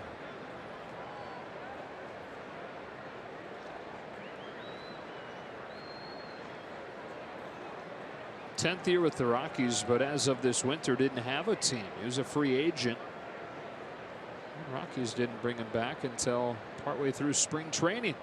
Many vocal teammates about wanting him back, wanting his presence in the clubhouse.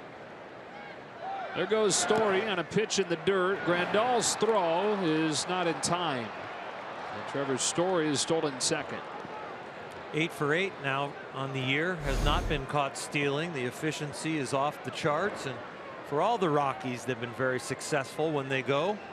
Story has the most bags on their team. Leads the team in home runs, RBIs, stolen bases. And flexibility. The way that he held onto the bag there.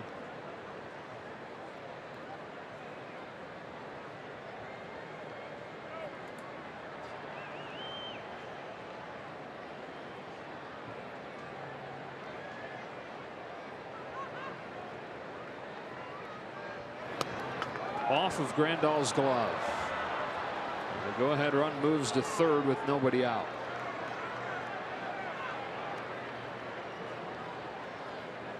It was like an ejector glove. Didn't even really look like it rattled around. It hits the thick padding on the top side of the glove right there.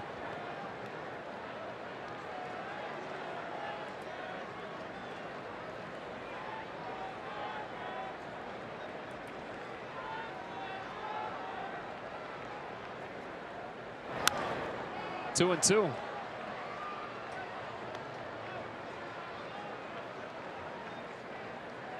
I've Got a chance to get out of this inning. Ian Desmond is not doing very well, who's on deck. A 172 average coming into today, hitting a lot of weak ground balls this year. So if you bring the infield in like it's in halfway right now, you could have a shot at getting out of this inning. You get Gonzalez here.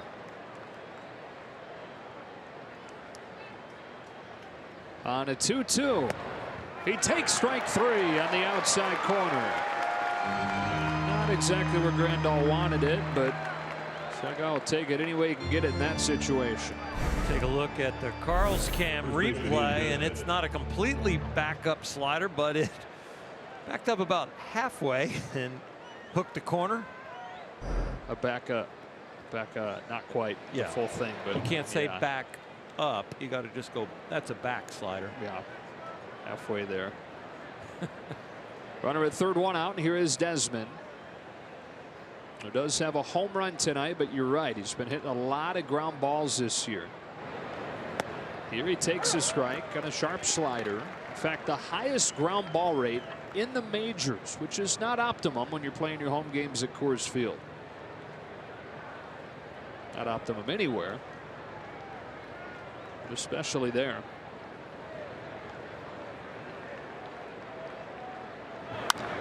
Ground ball, but it's through. Base hit. Rockies lead. Ian Desmond with an RBI single, and for the first time tonight, Colorado's in front. With the infield in, it raises the batter's average a little over 100, and so that ground ball is an out when they're back at the routine depth. But here with the infield in, he finds the hole. Very much the way the Rockies took the lead last night. A walk, a steal of second, a defensive mistake, and then Gonzalez with a ground ball hit on last night's game. Tonight, Desmond.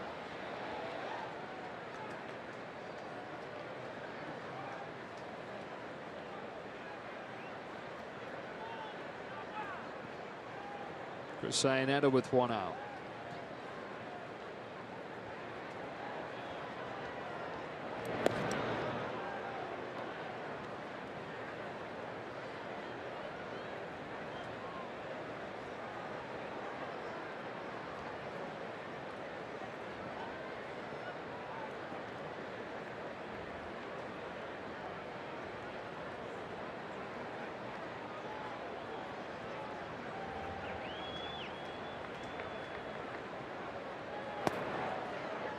One and oh.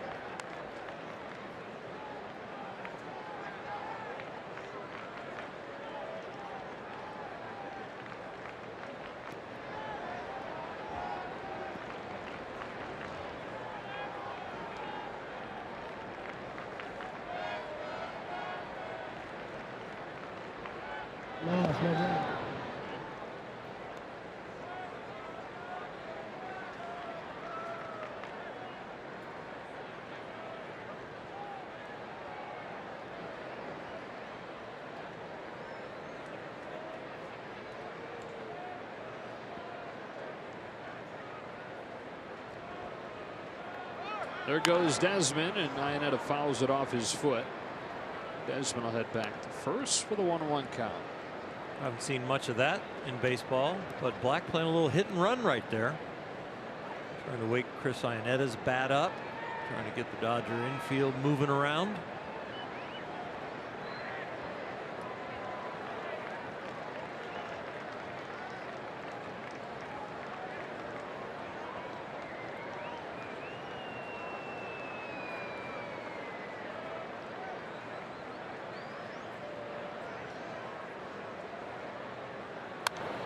One ball and 2 strikes. And Chris Iannetta grew up in Rhode Island as a Red Sox fan. To North Carolina. Very smart guy. Math major there. Entrepreneur. He's a co-owner of a winery.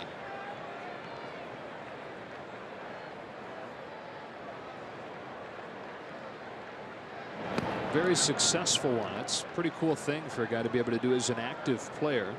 Him and his old Angels teammate Vernon Wells.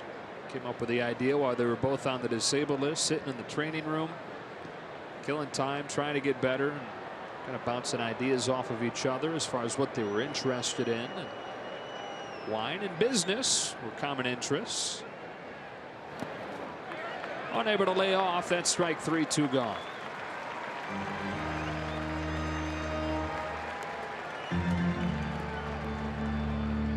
Second baseman, Daniel Castro. And Daniel Castro. JT Chagua, look at this inning if it ends right here and say, you know, threw the ball well, but it's that walk and then the stolen base and then the infield in because of the pass ball, and now the ground ball gets through. But you've got to analyze the things you can control and improve on. For that fastball, when it's right for him, it almost has similar characteristics to Walker Buehler's fastball, the way that it moves.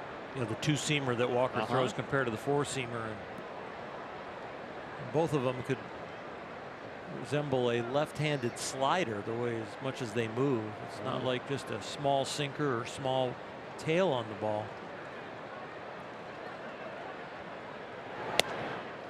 Sharp one there, 0-2. The slider to the outside corner.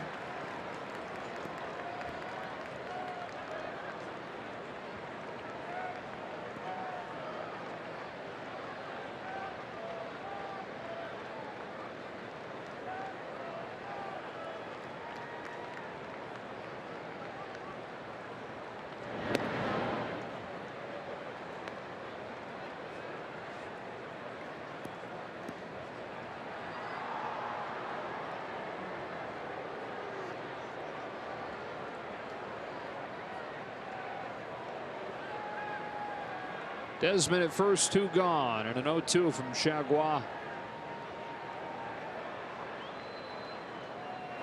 Strikes him out on a good looking slider. Winds up getting 3 Ks in the inning, but the leadoff walk bites him, and they'll hope for a comeback in this one.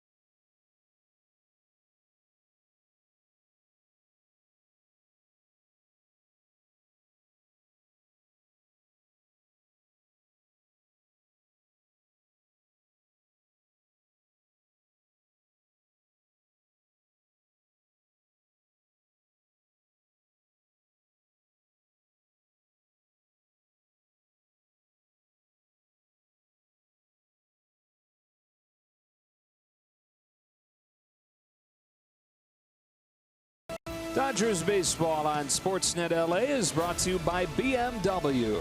See a Southern California BMW Center today for exceptional offers, or visit SoCalBMW.com. On Corey Seager bobblehead night, trying to find the bats for the offense. Down 3-2 to the bottom of the 6th. He'll try and find him against Brian Shaw, who's one of the guys that the Rockies spurged on in the bullpen this offseason. The number's not pretty, although you toss out his most recent outing, the last few weeks have been much, much better. Slumps are hard when you're even with your original team, somebody you're comfortable with. They're even harder when you're with a new team and a nice contract. For Shaw, who came over from the Cleveland Indians. The contract was 3 years, $27 million, and a 5 ERA. Is 1-0. Matt Kemp slashes an opposite field base hit to open the 6. He is a hitting machine right now. Ugh. Has been throughout his career, but some unexpected, tremendous production from Matt Kemp. If it's a clutch RBI late in the game, if it's a pinch hit coming off the bench, if it's a home run, whatever you've asked him this year, he has delivered.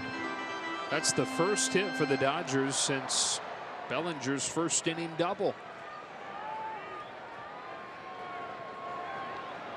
Tying run on, go ahead run at the plate in the 6th.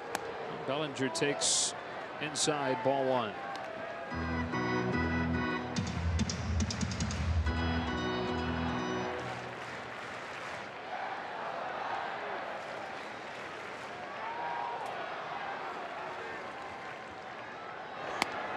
Same pitch, same result, 2-0.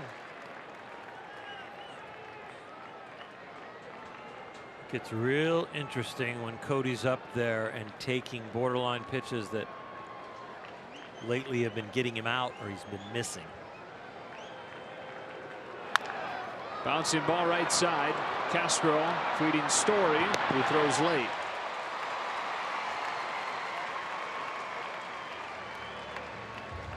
Got one where he liked it. He just hit the top of it.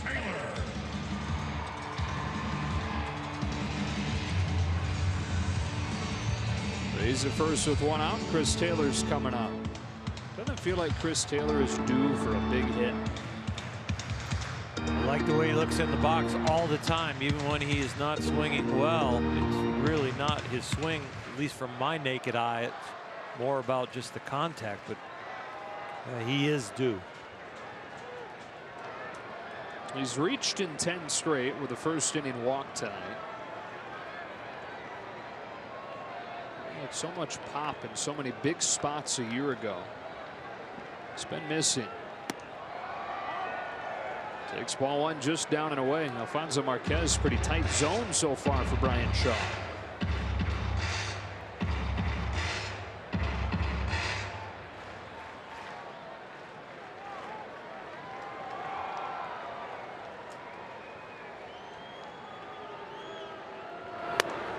Ball and a strike.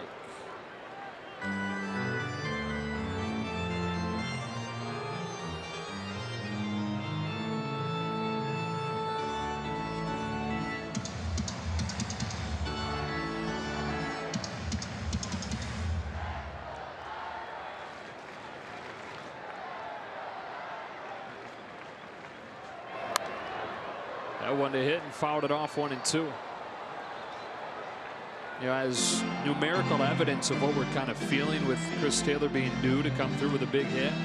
In the bottom 10 in baseball as far as average with runners on base.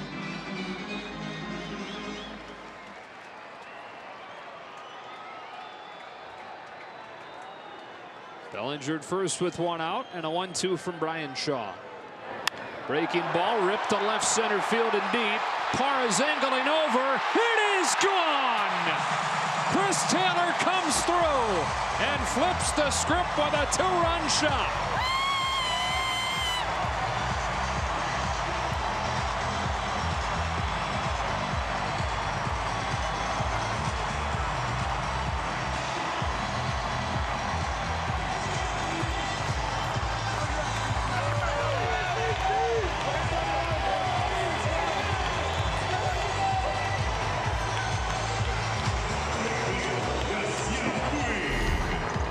Shaw's struggles continue, and Chris Taylor's return to a leading man and a hero's role is back. Hanging breaking ball that he planted over the 375 mark. His 6th of the year. Now Puig, who is 2 for 2 against Shaw lifetime, takes a strike.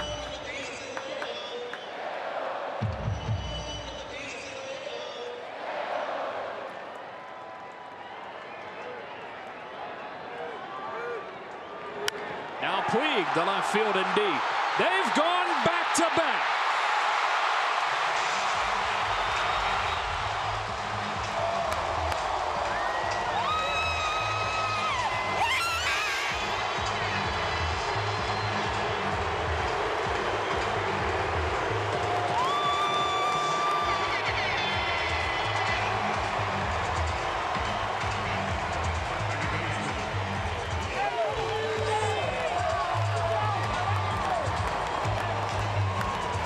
Number 5 in his last 8 games, and from down 1 to up 2 here in the 6th.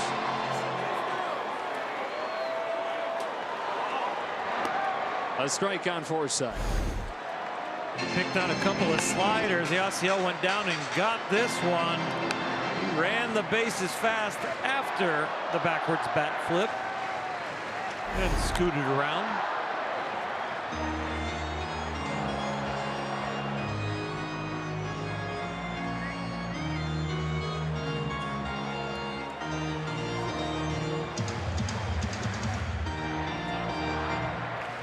Kike Hernandez on deck. As Shaw delivers 0-2, Forsythe takes the ball. Take one more look at that pretty swing from Yasiel.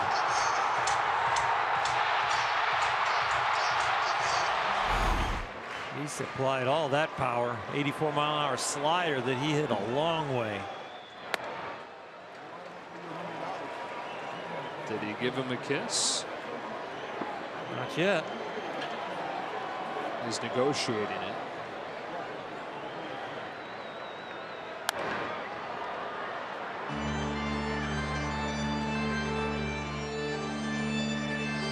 This is one time we should go live action, and them in these two down here, these three in the lower left-hand corner on a split screen. Might be more action over there on the bench. Forsythe grounds one to second for Daniel Castro. The second out. Got him. Nice little peck. That was a little too tender for me. You like the harder kisses? Yeah, I like it where he comes in and it's like a kiss, but it feels like a punch. Right. Punch him with his lips. This is getting too graphic now. Hernandez pinch hitting. And taking ball 1 from Shaw. Well, the story that was well publicized after Hernandez told Alana Rizzo after the game Sunday was that he hit his home run using Chase Utley's bat. And proceeded to draw a couple of walks using the same piece of lumber. Here he flies to center, but the Dodgers go from down 1 to up 2. First, Chris Taylor with a 2-run shot. His 6th of the season. Then Puig with a solo shot to 5.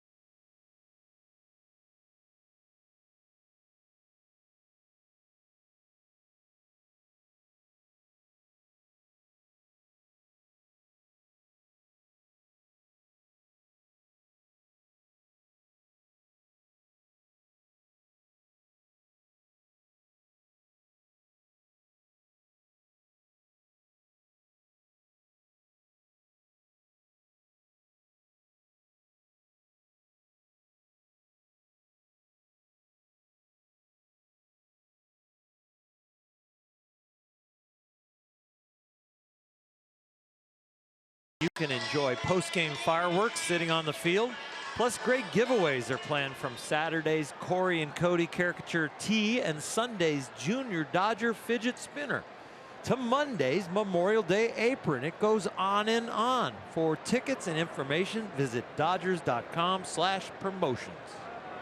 Back-to-back home runs from Taylor and Puig, and the Dodgers lead at 5-3 as this game moves along to the 7th, and Tony Cingrani comes in, trying to build off his 1-2-3 inning against Washington on Sunday, and missing high with the first one to the pinch hitting Noel Cuevas. Dodger Fidget Spinner. Say that 5 times fast. That's when you got to be careful with. There's just, too many places to slip up. Right. Nothing in 2 or 1-1 on Cuevas.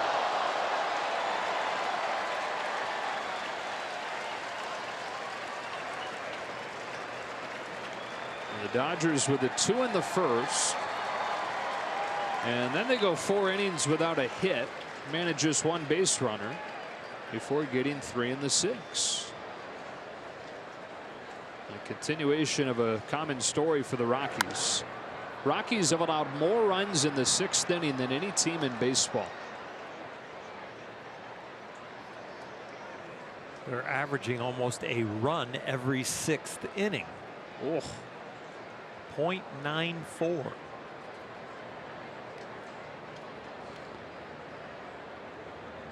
That's with the bullpen. That was the primary focus this offseason for the front office. It's been very good at the back end out of Vino and Davis, who the Dodgers saw last night. But other than that, very bad. Those 2 guys have combined for a 1.75 ERA. Everybody else, and this is before that 3-run inning against Shaw, everybody else has an ERA of 5.79 out of the bullpen for them. When you get a lead, probably not going to have to deal with the 2 good ones. And Ottavino and Davis. Cuevas hits a fly ball to right center. Yasiel Puig for the first out.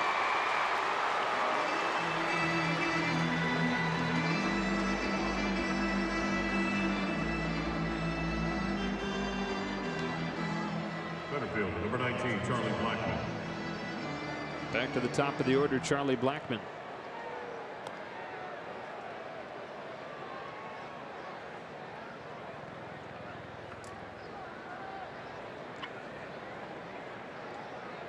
Blackman's turned into an all-star outfielder in the majors, but it didn't look like it was headed in that direction early on in his baseball life. He was more of a pitcher. A couple junior college seasons. In fact, was drafted as a pitcher on 2 separate occasions, out of high school and then again out of junior college. Decided not to sign both times. Went to Georgia Tech to be a pitcher. It wasn't until his senior year at Georgia Tech that he played the outfield. 1 ball and 1 strike. So his first year at Georgia Tech, he pitched in 1 game. He had nagging arm problems. Rarely traveled with the team. Instead, he'd go by himself in the cages, take a bucket of balls with him, and pitch to a target on a painted screen. That was basically his junior season at Georgia Tech.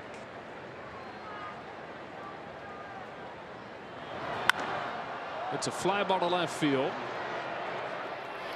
Matt Kemp drifting under it for the 2nd out of the inning.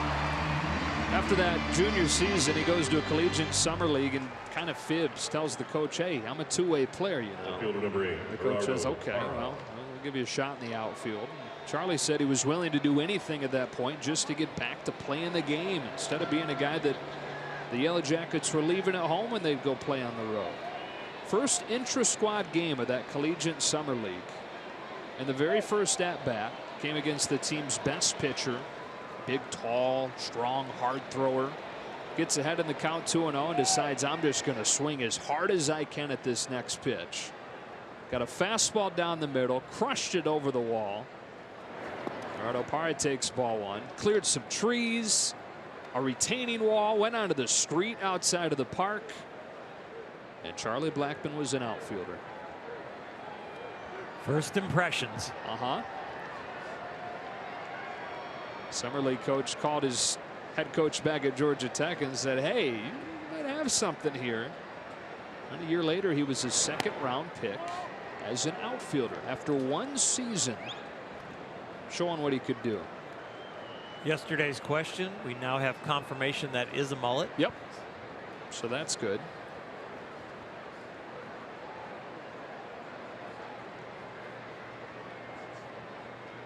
Tingrani to Parra 2-0. And a strike, 2-1.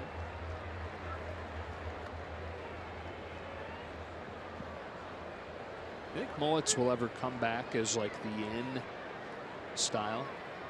Don't ask Charlie. He might be already there. Bringing it back in Colorado. Yeah. I don't think so. Okay. What is in? Like right now? 10% of the people wear it. 5%. Yeah, I guess I don't know how you define it, 2 and 2. Yeah. But I mean, there was an era where it was kind of the thing, right? Like early 90s. I don't know. Late 80s. I think we got to get Rick Krajewski on that. And I think we got to get a mullet on Boyd Robertson. Yes. Mullet wig at least. Did he offer? He did. And Cingrani with a 1-2-3-7 following the 3-run 6. We stretch at Dodger Stadium.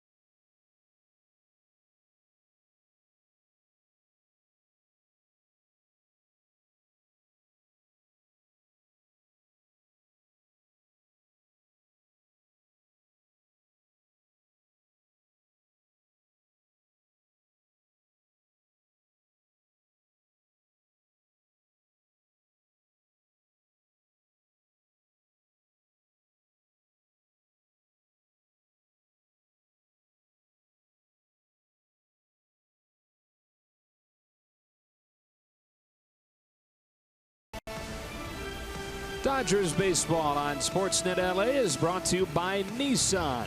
Choose Nissan today for great offers on our most exciting lineup ever. Shop ChooseNissan.com.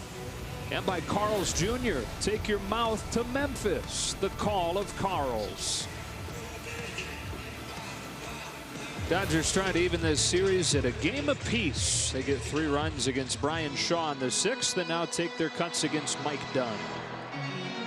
Well, Mike Dunn has been a workhorse since 2010. He's got the most appearances since that date, 513. And that's for southpaws only, of course. Max Muncy, top of the order. I don't know if I'd say of course. I think that's an important qualifier. It is. Yeah. He's had a slow start this year, but his last 4 outings have been scoreless.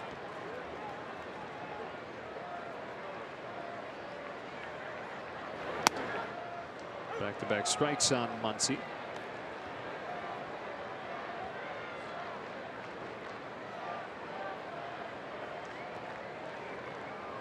For 3 tonight after the home run and 2 walks last night.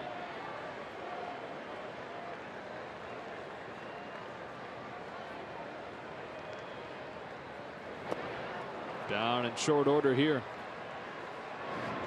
1 out. Third baseman, number 10, Justin Turner. Turner doubled and scored in the first. Since then is grounded out and flied out.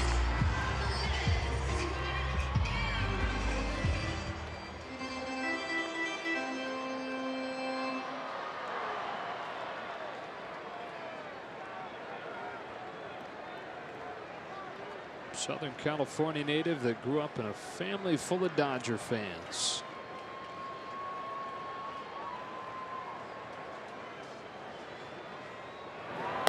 One of his earliest memories watching the '88 World Series Game 1 is at his grandparents' house watching that Gibson home run. Went on to Mayfair High School in Lakewood, then to Cal State Fullerton, where he had been a bat boy growing up. He was as much a Titans fan as he was Dodger fan. Boy, you talk about fulfilling dreams, though. You get to play for your favorite college and then for your favorite major league team. Went to the College World Series with one, went to the big World Series with the other. 2-1.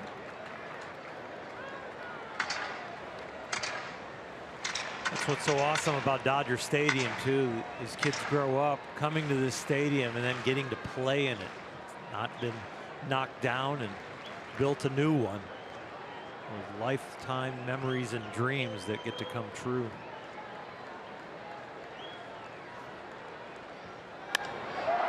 Hits one in the air to center. And Charlie Blackmon makes the catch. Actually, Justin Turner's major league debut, which came with Baltimore back in 2009 at Yankee Stadium, came after a long rain delay of 2.5 hours. 1:17 in the morning. He got his first big league hit off of Mike Dunn. Single to center field at Yankee Stadium. He waited all that time to crack into the majors. What's waiting another 2.5 hours for that major league debut? That first major league hit. A strike on Grandal.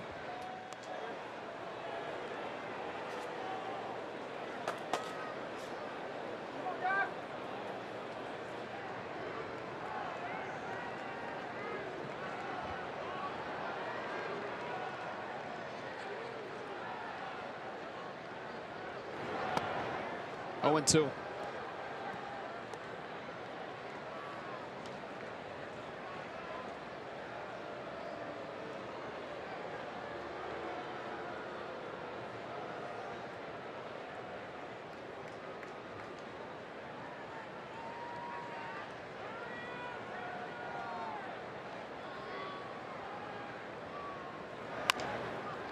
Bouncing ball to Arenado, who will lead off the 8th inning for the Rockies after a 10-pitch bottom of the 7th for Dunn.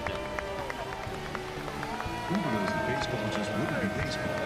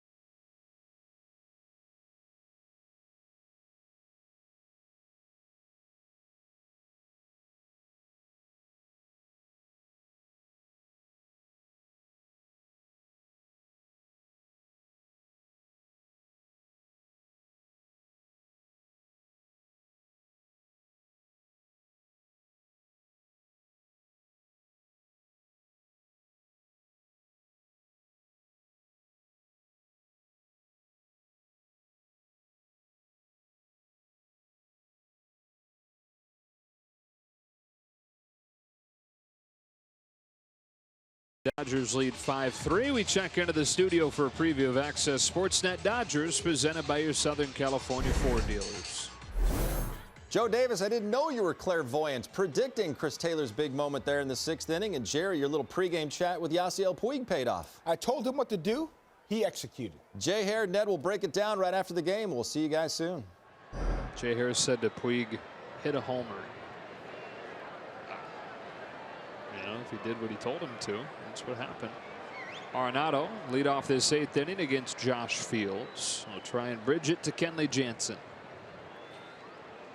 Kenley Jansen pitched in both halves of the doubleheader against Washington. So the next day he was down and Josh Fields got the save. Oof. Ball one a little bit high.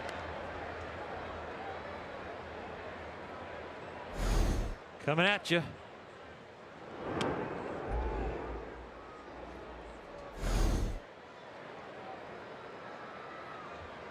Josh had a 4-outing stretch as April turned to May where he gave up a home run in 3 of them. But as he's kept the ball in the yard his last 6 outings, he's been very good. Breaking pitch misses 2-0. That's always kind of been the thing with him. A little bit homer prone, but when he's able to keep it in the yard, very, very good.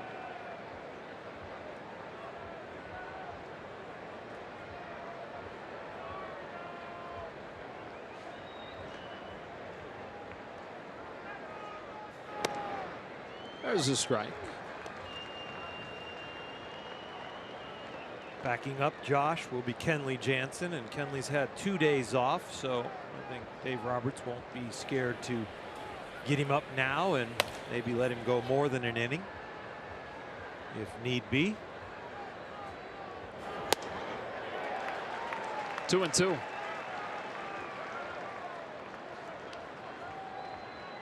Arenado 1 for 3 tonight, 1 for 6 in this series.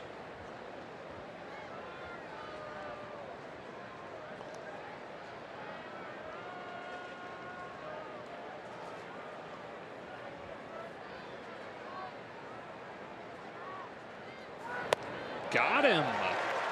Using the fastball to sit Arenado down. Take a look at the Morongo slow-mo cam. It's hard to slow down 95 miles an hour, but Morongo can. Started him out with the high fastball, ultra high fastball. Yeah, it was high. And came down the ladder to get him. The part he started on the ladder is where those who are afraid of heights don't like to go. Trevor's Story with the bases empty and 1 out. Dodgers in front 5-3, 8th inning. Speaking of, Rick Krajewski, terrified of heights, hung out of the booth tonight. Literally draped his body over the ledge of the booth to reach down and grab a baseball for you. Yep, it slipped out of my fingers. I thought it was gone. It was on the little safety rack in front of our booth, and Rick braved the elements. It's in on Story. Foul grounded first. Looks like Muncie's going to have a play. 2 gone. You had his belt, Luke. I did. And you know what? It reminded me of one of the most scary times of my life. My dad wanted to hang a star on our chimney at our house when I was growing up. And he got both of us to go up on a ladder onto the roof, over to where the chimney is, and he had to hang over, and I had to hold him when I was about 16 years old. Hold him on the top of the chimney so he could pound a cement nail in between the bricks and hang this star, run the extension cord, and I'm holding my father at 16 on a roof, you know, straddling it. I'm like, okay. It's terrifying. It was. Carlos Gonzalez, strike 1 and an elevated fastball. Krajewski brought back the memories of holding my dad. I wasn't holding him as firmly as my dad.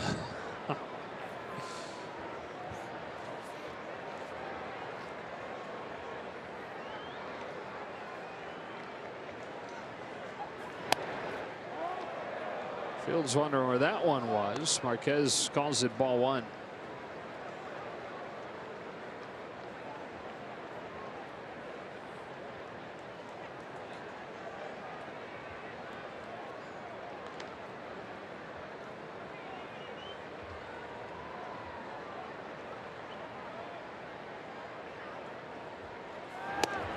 1-2. Fastball has had good life for Fields in this 8th inning.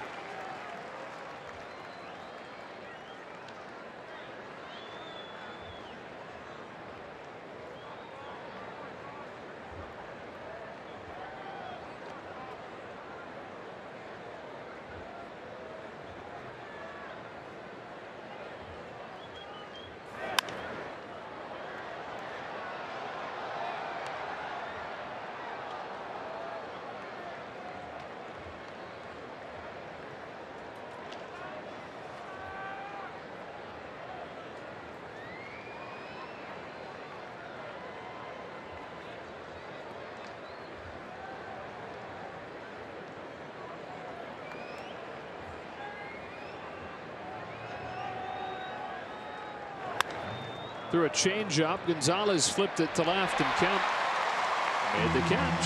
1-2-3 8th inning for Josh Fields.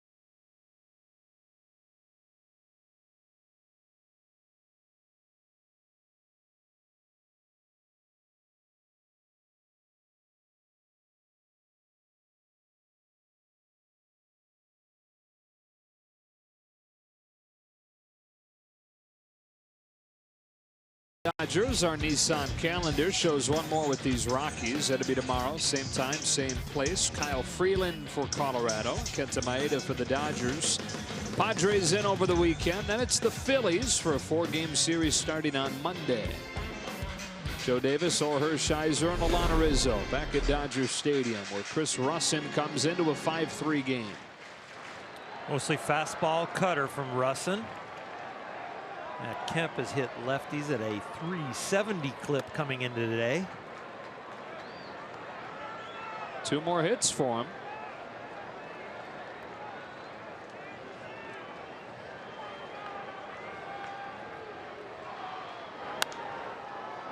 One ball and 1 strike.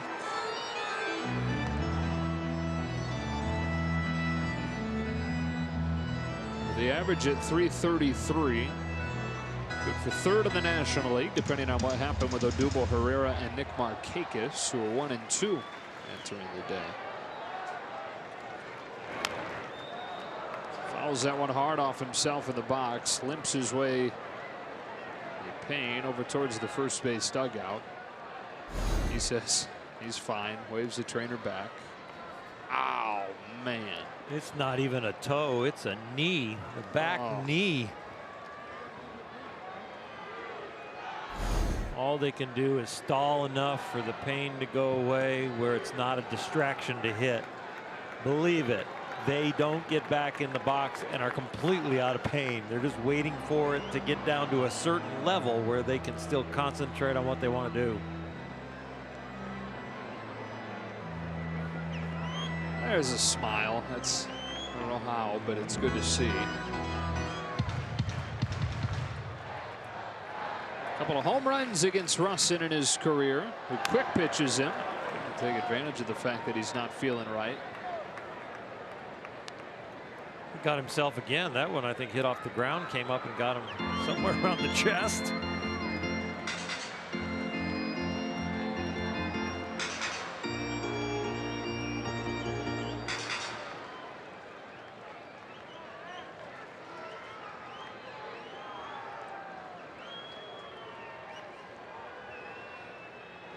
Another quick pitch. Floated behind first. Ian Desmond can't hang on.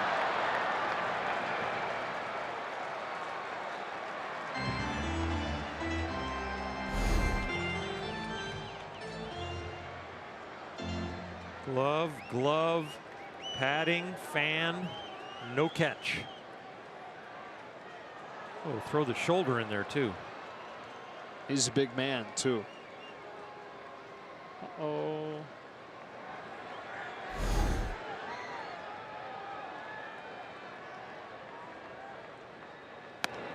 Kemp strikes out swinging, one gone in the 8th. Come to Dodger Stadium this Friday, May 25th, when the Dodgers host the Padres at 7:10, and stay after the game for the fireworks featuring music from the year 2000 to 2009. Friday night fireworks is presented by Denny's. Visit Denny's.com, Dodgers.com/promotions. I'm sure you wouldn't mind if you went to Denny's.com if you ordered online. Here's Kenley Jansen. Maybe you get a free hamburger or something. Fly ball to left center field, and Parr runs under it. Is hamburger what comes to mind when you think Denny's?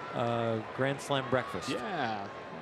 2 eggs, 2 sausage, 2 bacon, 2 pancakes. Shortstop number 3. Used to live on that. The minor leagues. Here comes Chris Taylor, who is responsible for the Dodgers being in front. His 2-run home run took him from down 3-2 to up 4-3. Puig would follow it with a home run of his own.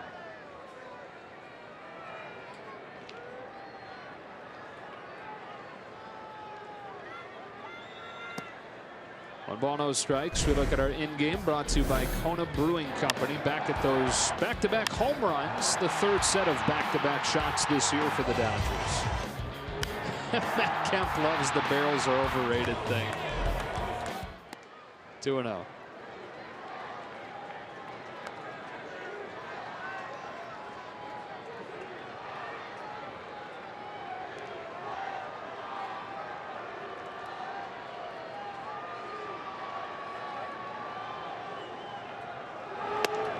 Three balls, no strikes.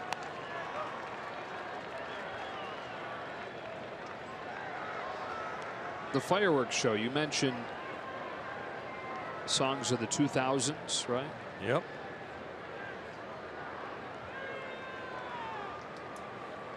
Don't start testing me on it with 2 outs. No, I'm just curious what the top songs that era would be. It's a great Pandora station, I know, that is summer hits of the 2000s. Bouncing ball to third. Arenado's got it. Saylor almost got there, but the throw beats him. And Kenley Jansen gets ready to pitch the 9th inning. The Dodgers up 5-3.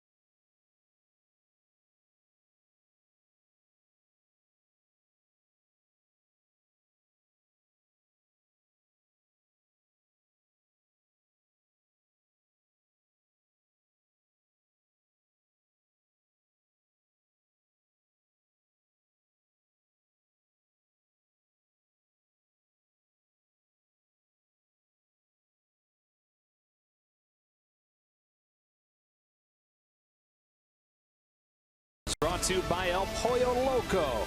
Try $5 combos at El Pollo Loco, like the original Pollo Bowl with chips and a drink. Jock Peterson in the game defensively for Matt Kemp. Kemp fouled that ball off his knee. And Kenley Jansen for the 20th time this year. He's on a roll right now. 1 earned run in his last 13 innings. 6 saves over that time period. This is with his first one to Ian Desmond. 43,719 for Corey Seager bobblehead night. And they're hoping they're taking home a bobblehead and a Dodger win. 1 ball and 1 strike.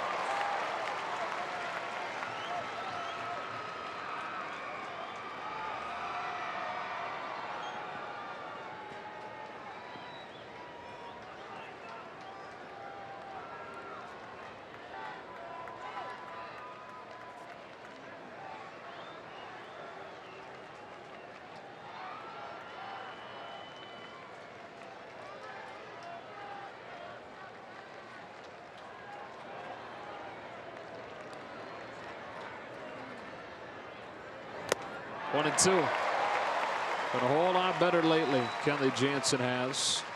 Told Bill Platsky a story about Dave Roberts pulling him into his office after one of the early blown saves and saying, look, man, forget about it. Don't worry about it. Visualize the guy that you've always been. And he started doing that, and it's worked for him.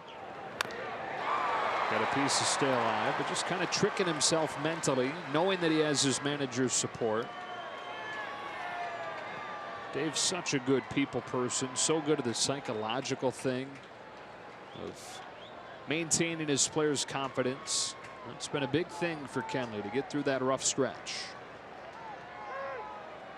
A 1-2 to Desmond. Do it again. It's huge when the people around you understand you and motivate you and take care of you. It is a long season and he walks a very tight rope. I know you can say, well, he's got an amazing contract. What's the big deal? Well, he wants to produce. These guys love the game. They love winning.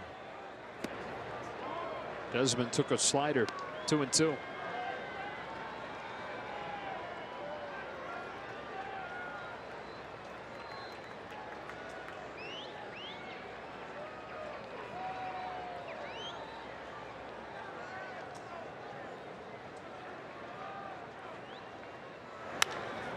Pulled sharply to short, but picked off by Taylor. This has become his night.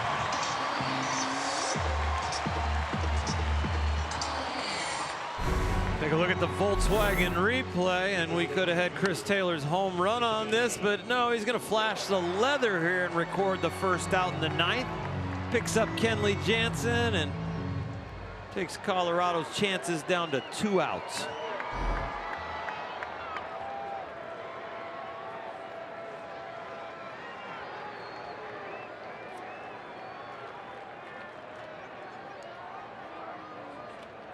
Chris Iannetta swings at the first pitch, fouled off, strike 1.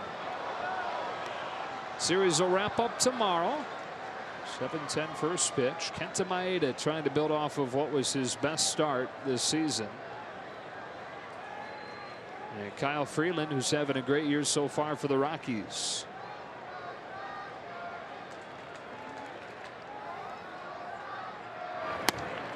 That's a strike. 0-2. The Dodgers won the 4 in a row to finish the road trip. Even though it's only May, this felt like a pretty big series coming in. Dodgers trying to kind of put the stamp on what they did, the momentum that they gained in Washington. And after dropping a tight one last night, close to even into the series tonight. 1 ball and 2 strikes. The way the evening's gone, we really think that, you know, the Dodgers are still chasing Arizona, but they're not. These are the first place Rockies. Yeah. Arizona did lose, and Dodgers trying to get the Rockies to lose. Iannetta to the gap in right center. That is over Puig and over the wall for a ground rule double. So the Rockies will get the tying run to the plate here. And Buddy Black's going to send up David Dahl. Chris Iannetta, no matter what his batting average is, always has been a clutch player. Big offensive year last year. A little slow start this year, but that's the way he hits the ball when he's going good.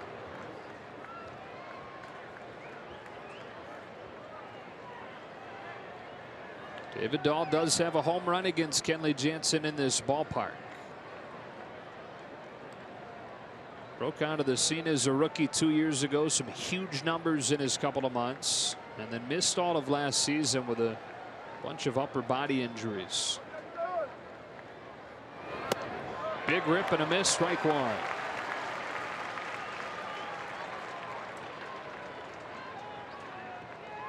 Weeks home run to follow Taylor's feels huge right now, providing that insurance.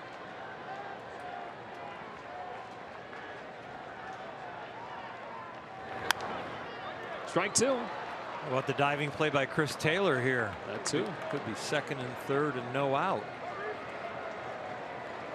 That's what it means to play a complete game. And if you don't play that perfect game, you pick each other up. And that's the way you get to the finish line.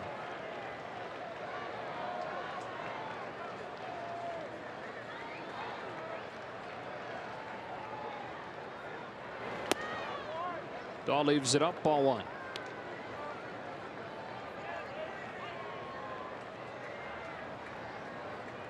It's another night where a lot fell on the bullpen's plate.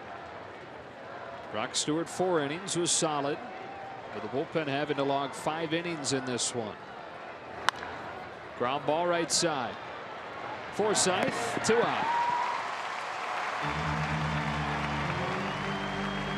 The late offense, the home run from Taylor and Puig, really erased the bad taste in the Dodgers' mouth that when the Rockies scored the go-ahead run in the 6th. You know, a walk, a stolen base, a passed ball, and then an infield ground ball that gets through the drawn-in infield. And all of a sudden, it's like, oh, we're going to need some help from another department. And they got it from the bats, Taylor and Puig.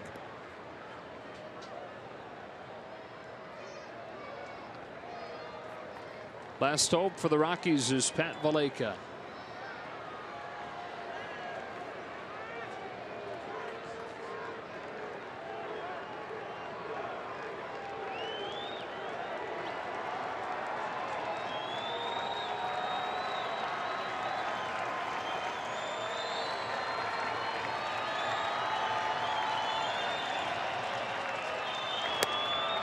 Ball one.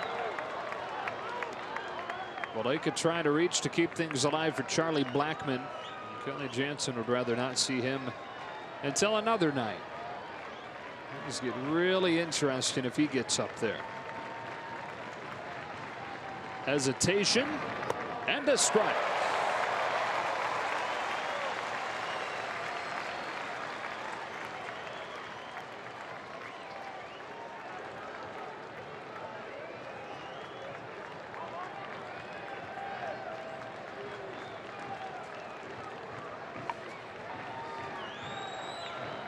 Runner at third, 2 gone. Here's a 1-1. No swing, 2 balls and a strike on Valaika.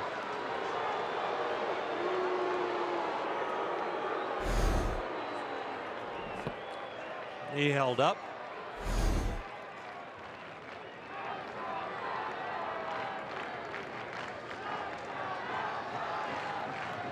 So now the 2-1 pitch. Couldn't lay off. 2 balls, 2 strikes. This crowd of more than 40,000 will rise to its feet.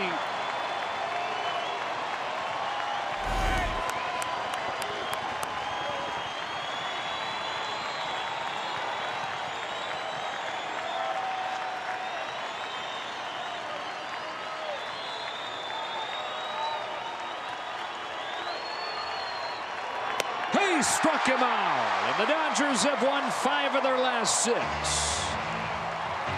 Kenley with his 9th save. He's on a roll, and the Dodgers come back tomorrow night and try and nail down another series with a W. That could be their 4th of the year. Chris Taylor is our Lexus player of the game with his 2-run shot to take a 3-2 deficit and flip it around in the 6th inning. And then a nice defensive play to open the 9th in support of Kenley Jansen. Been a rough year for Taylor, but it seemed like the last few days he started to get it going. Boy, would that be a welcome sight for these Dodgers, who have won 5 of 6 after losing 6 in a row. For Oral Hershiser, Alana Rizzo, and the rest of our crew, Joe Davis saying so long from Dodger Stadium. Back here tomorrow, same time. For now, it's Access Sportsnet Dodgers, presented by your Southern California Ford dealers.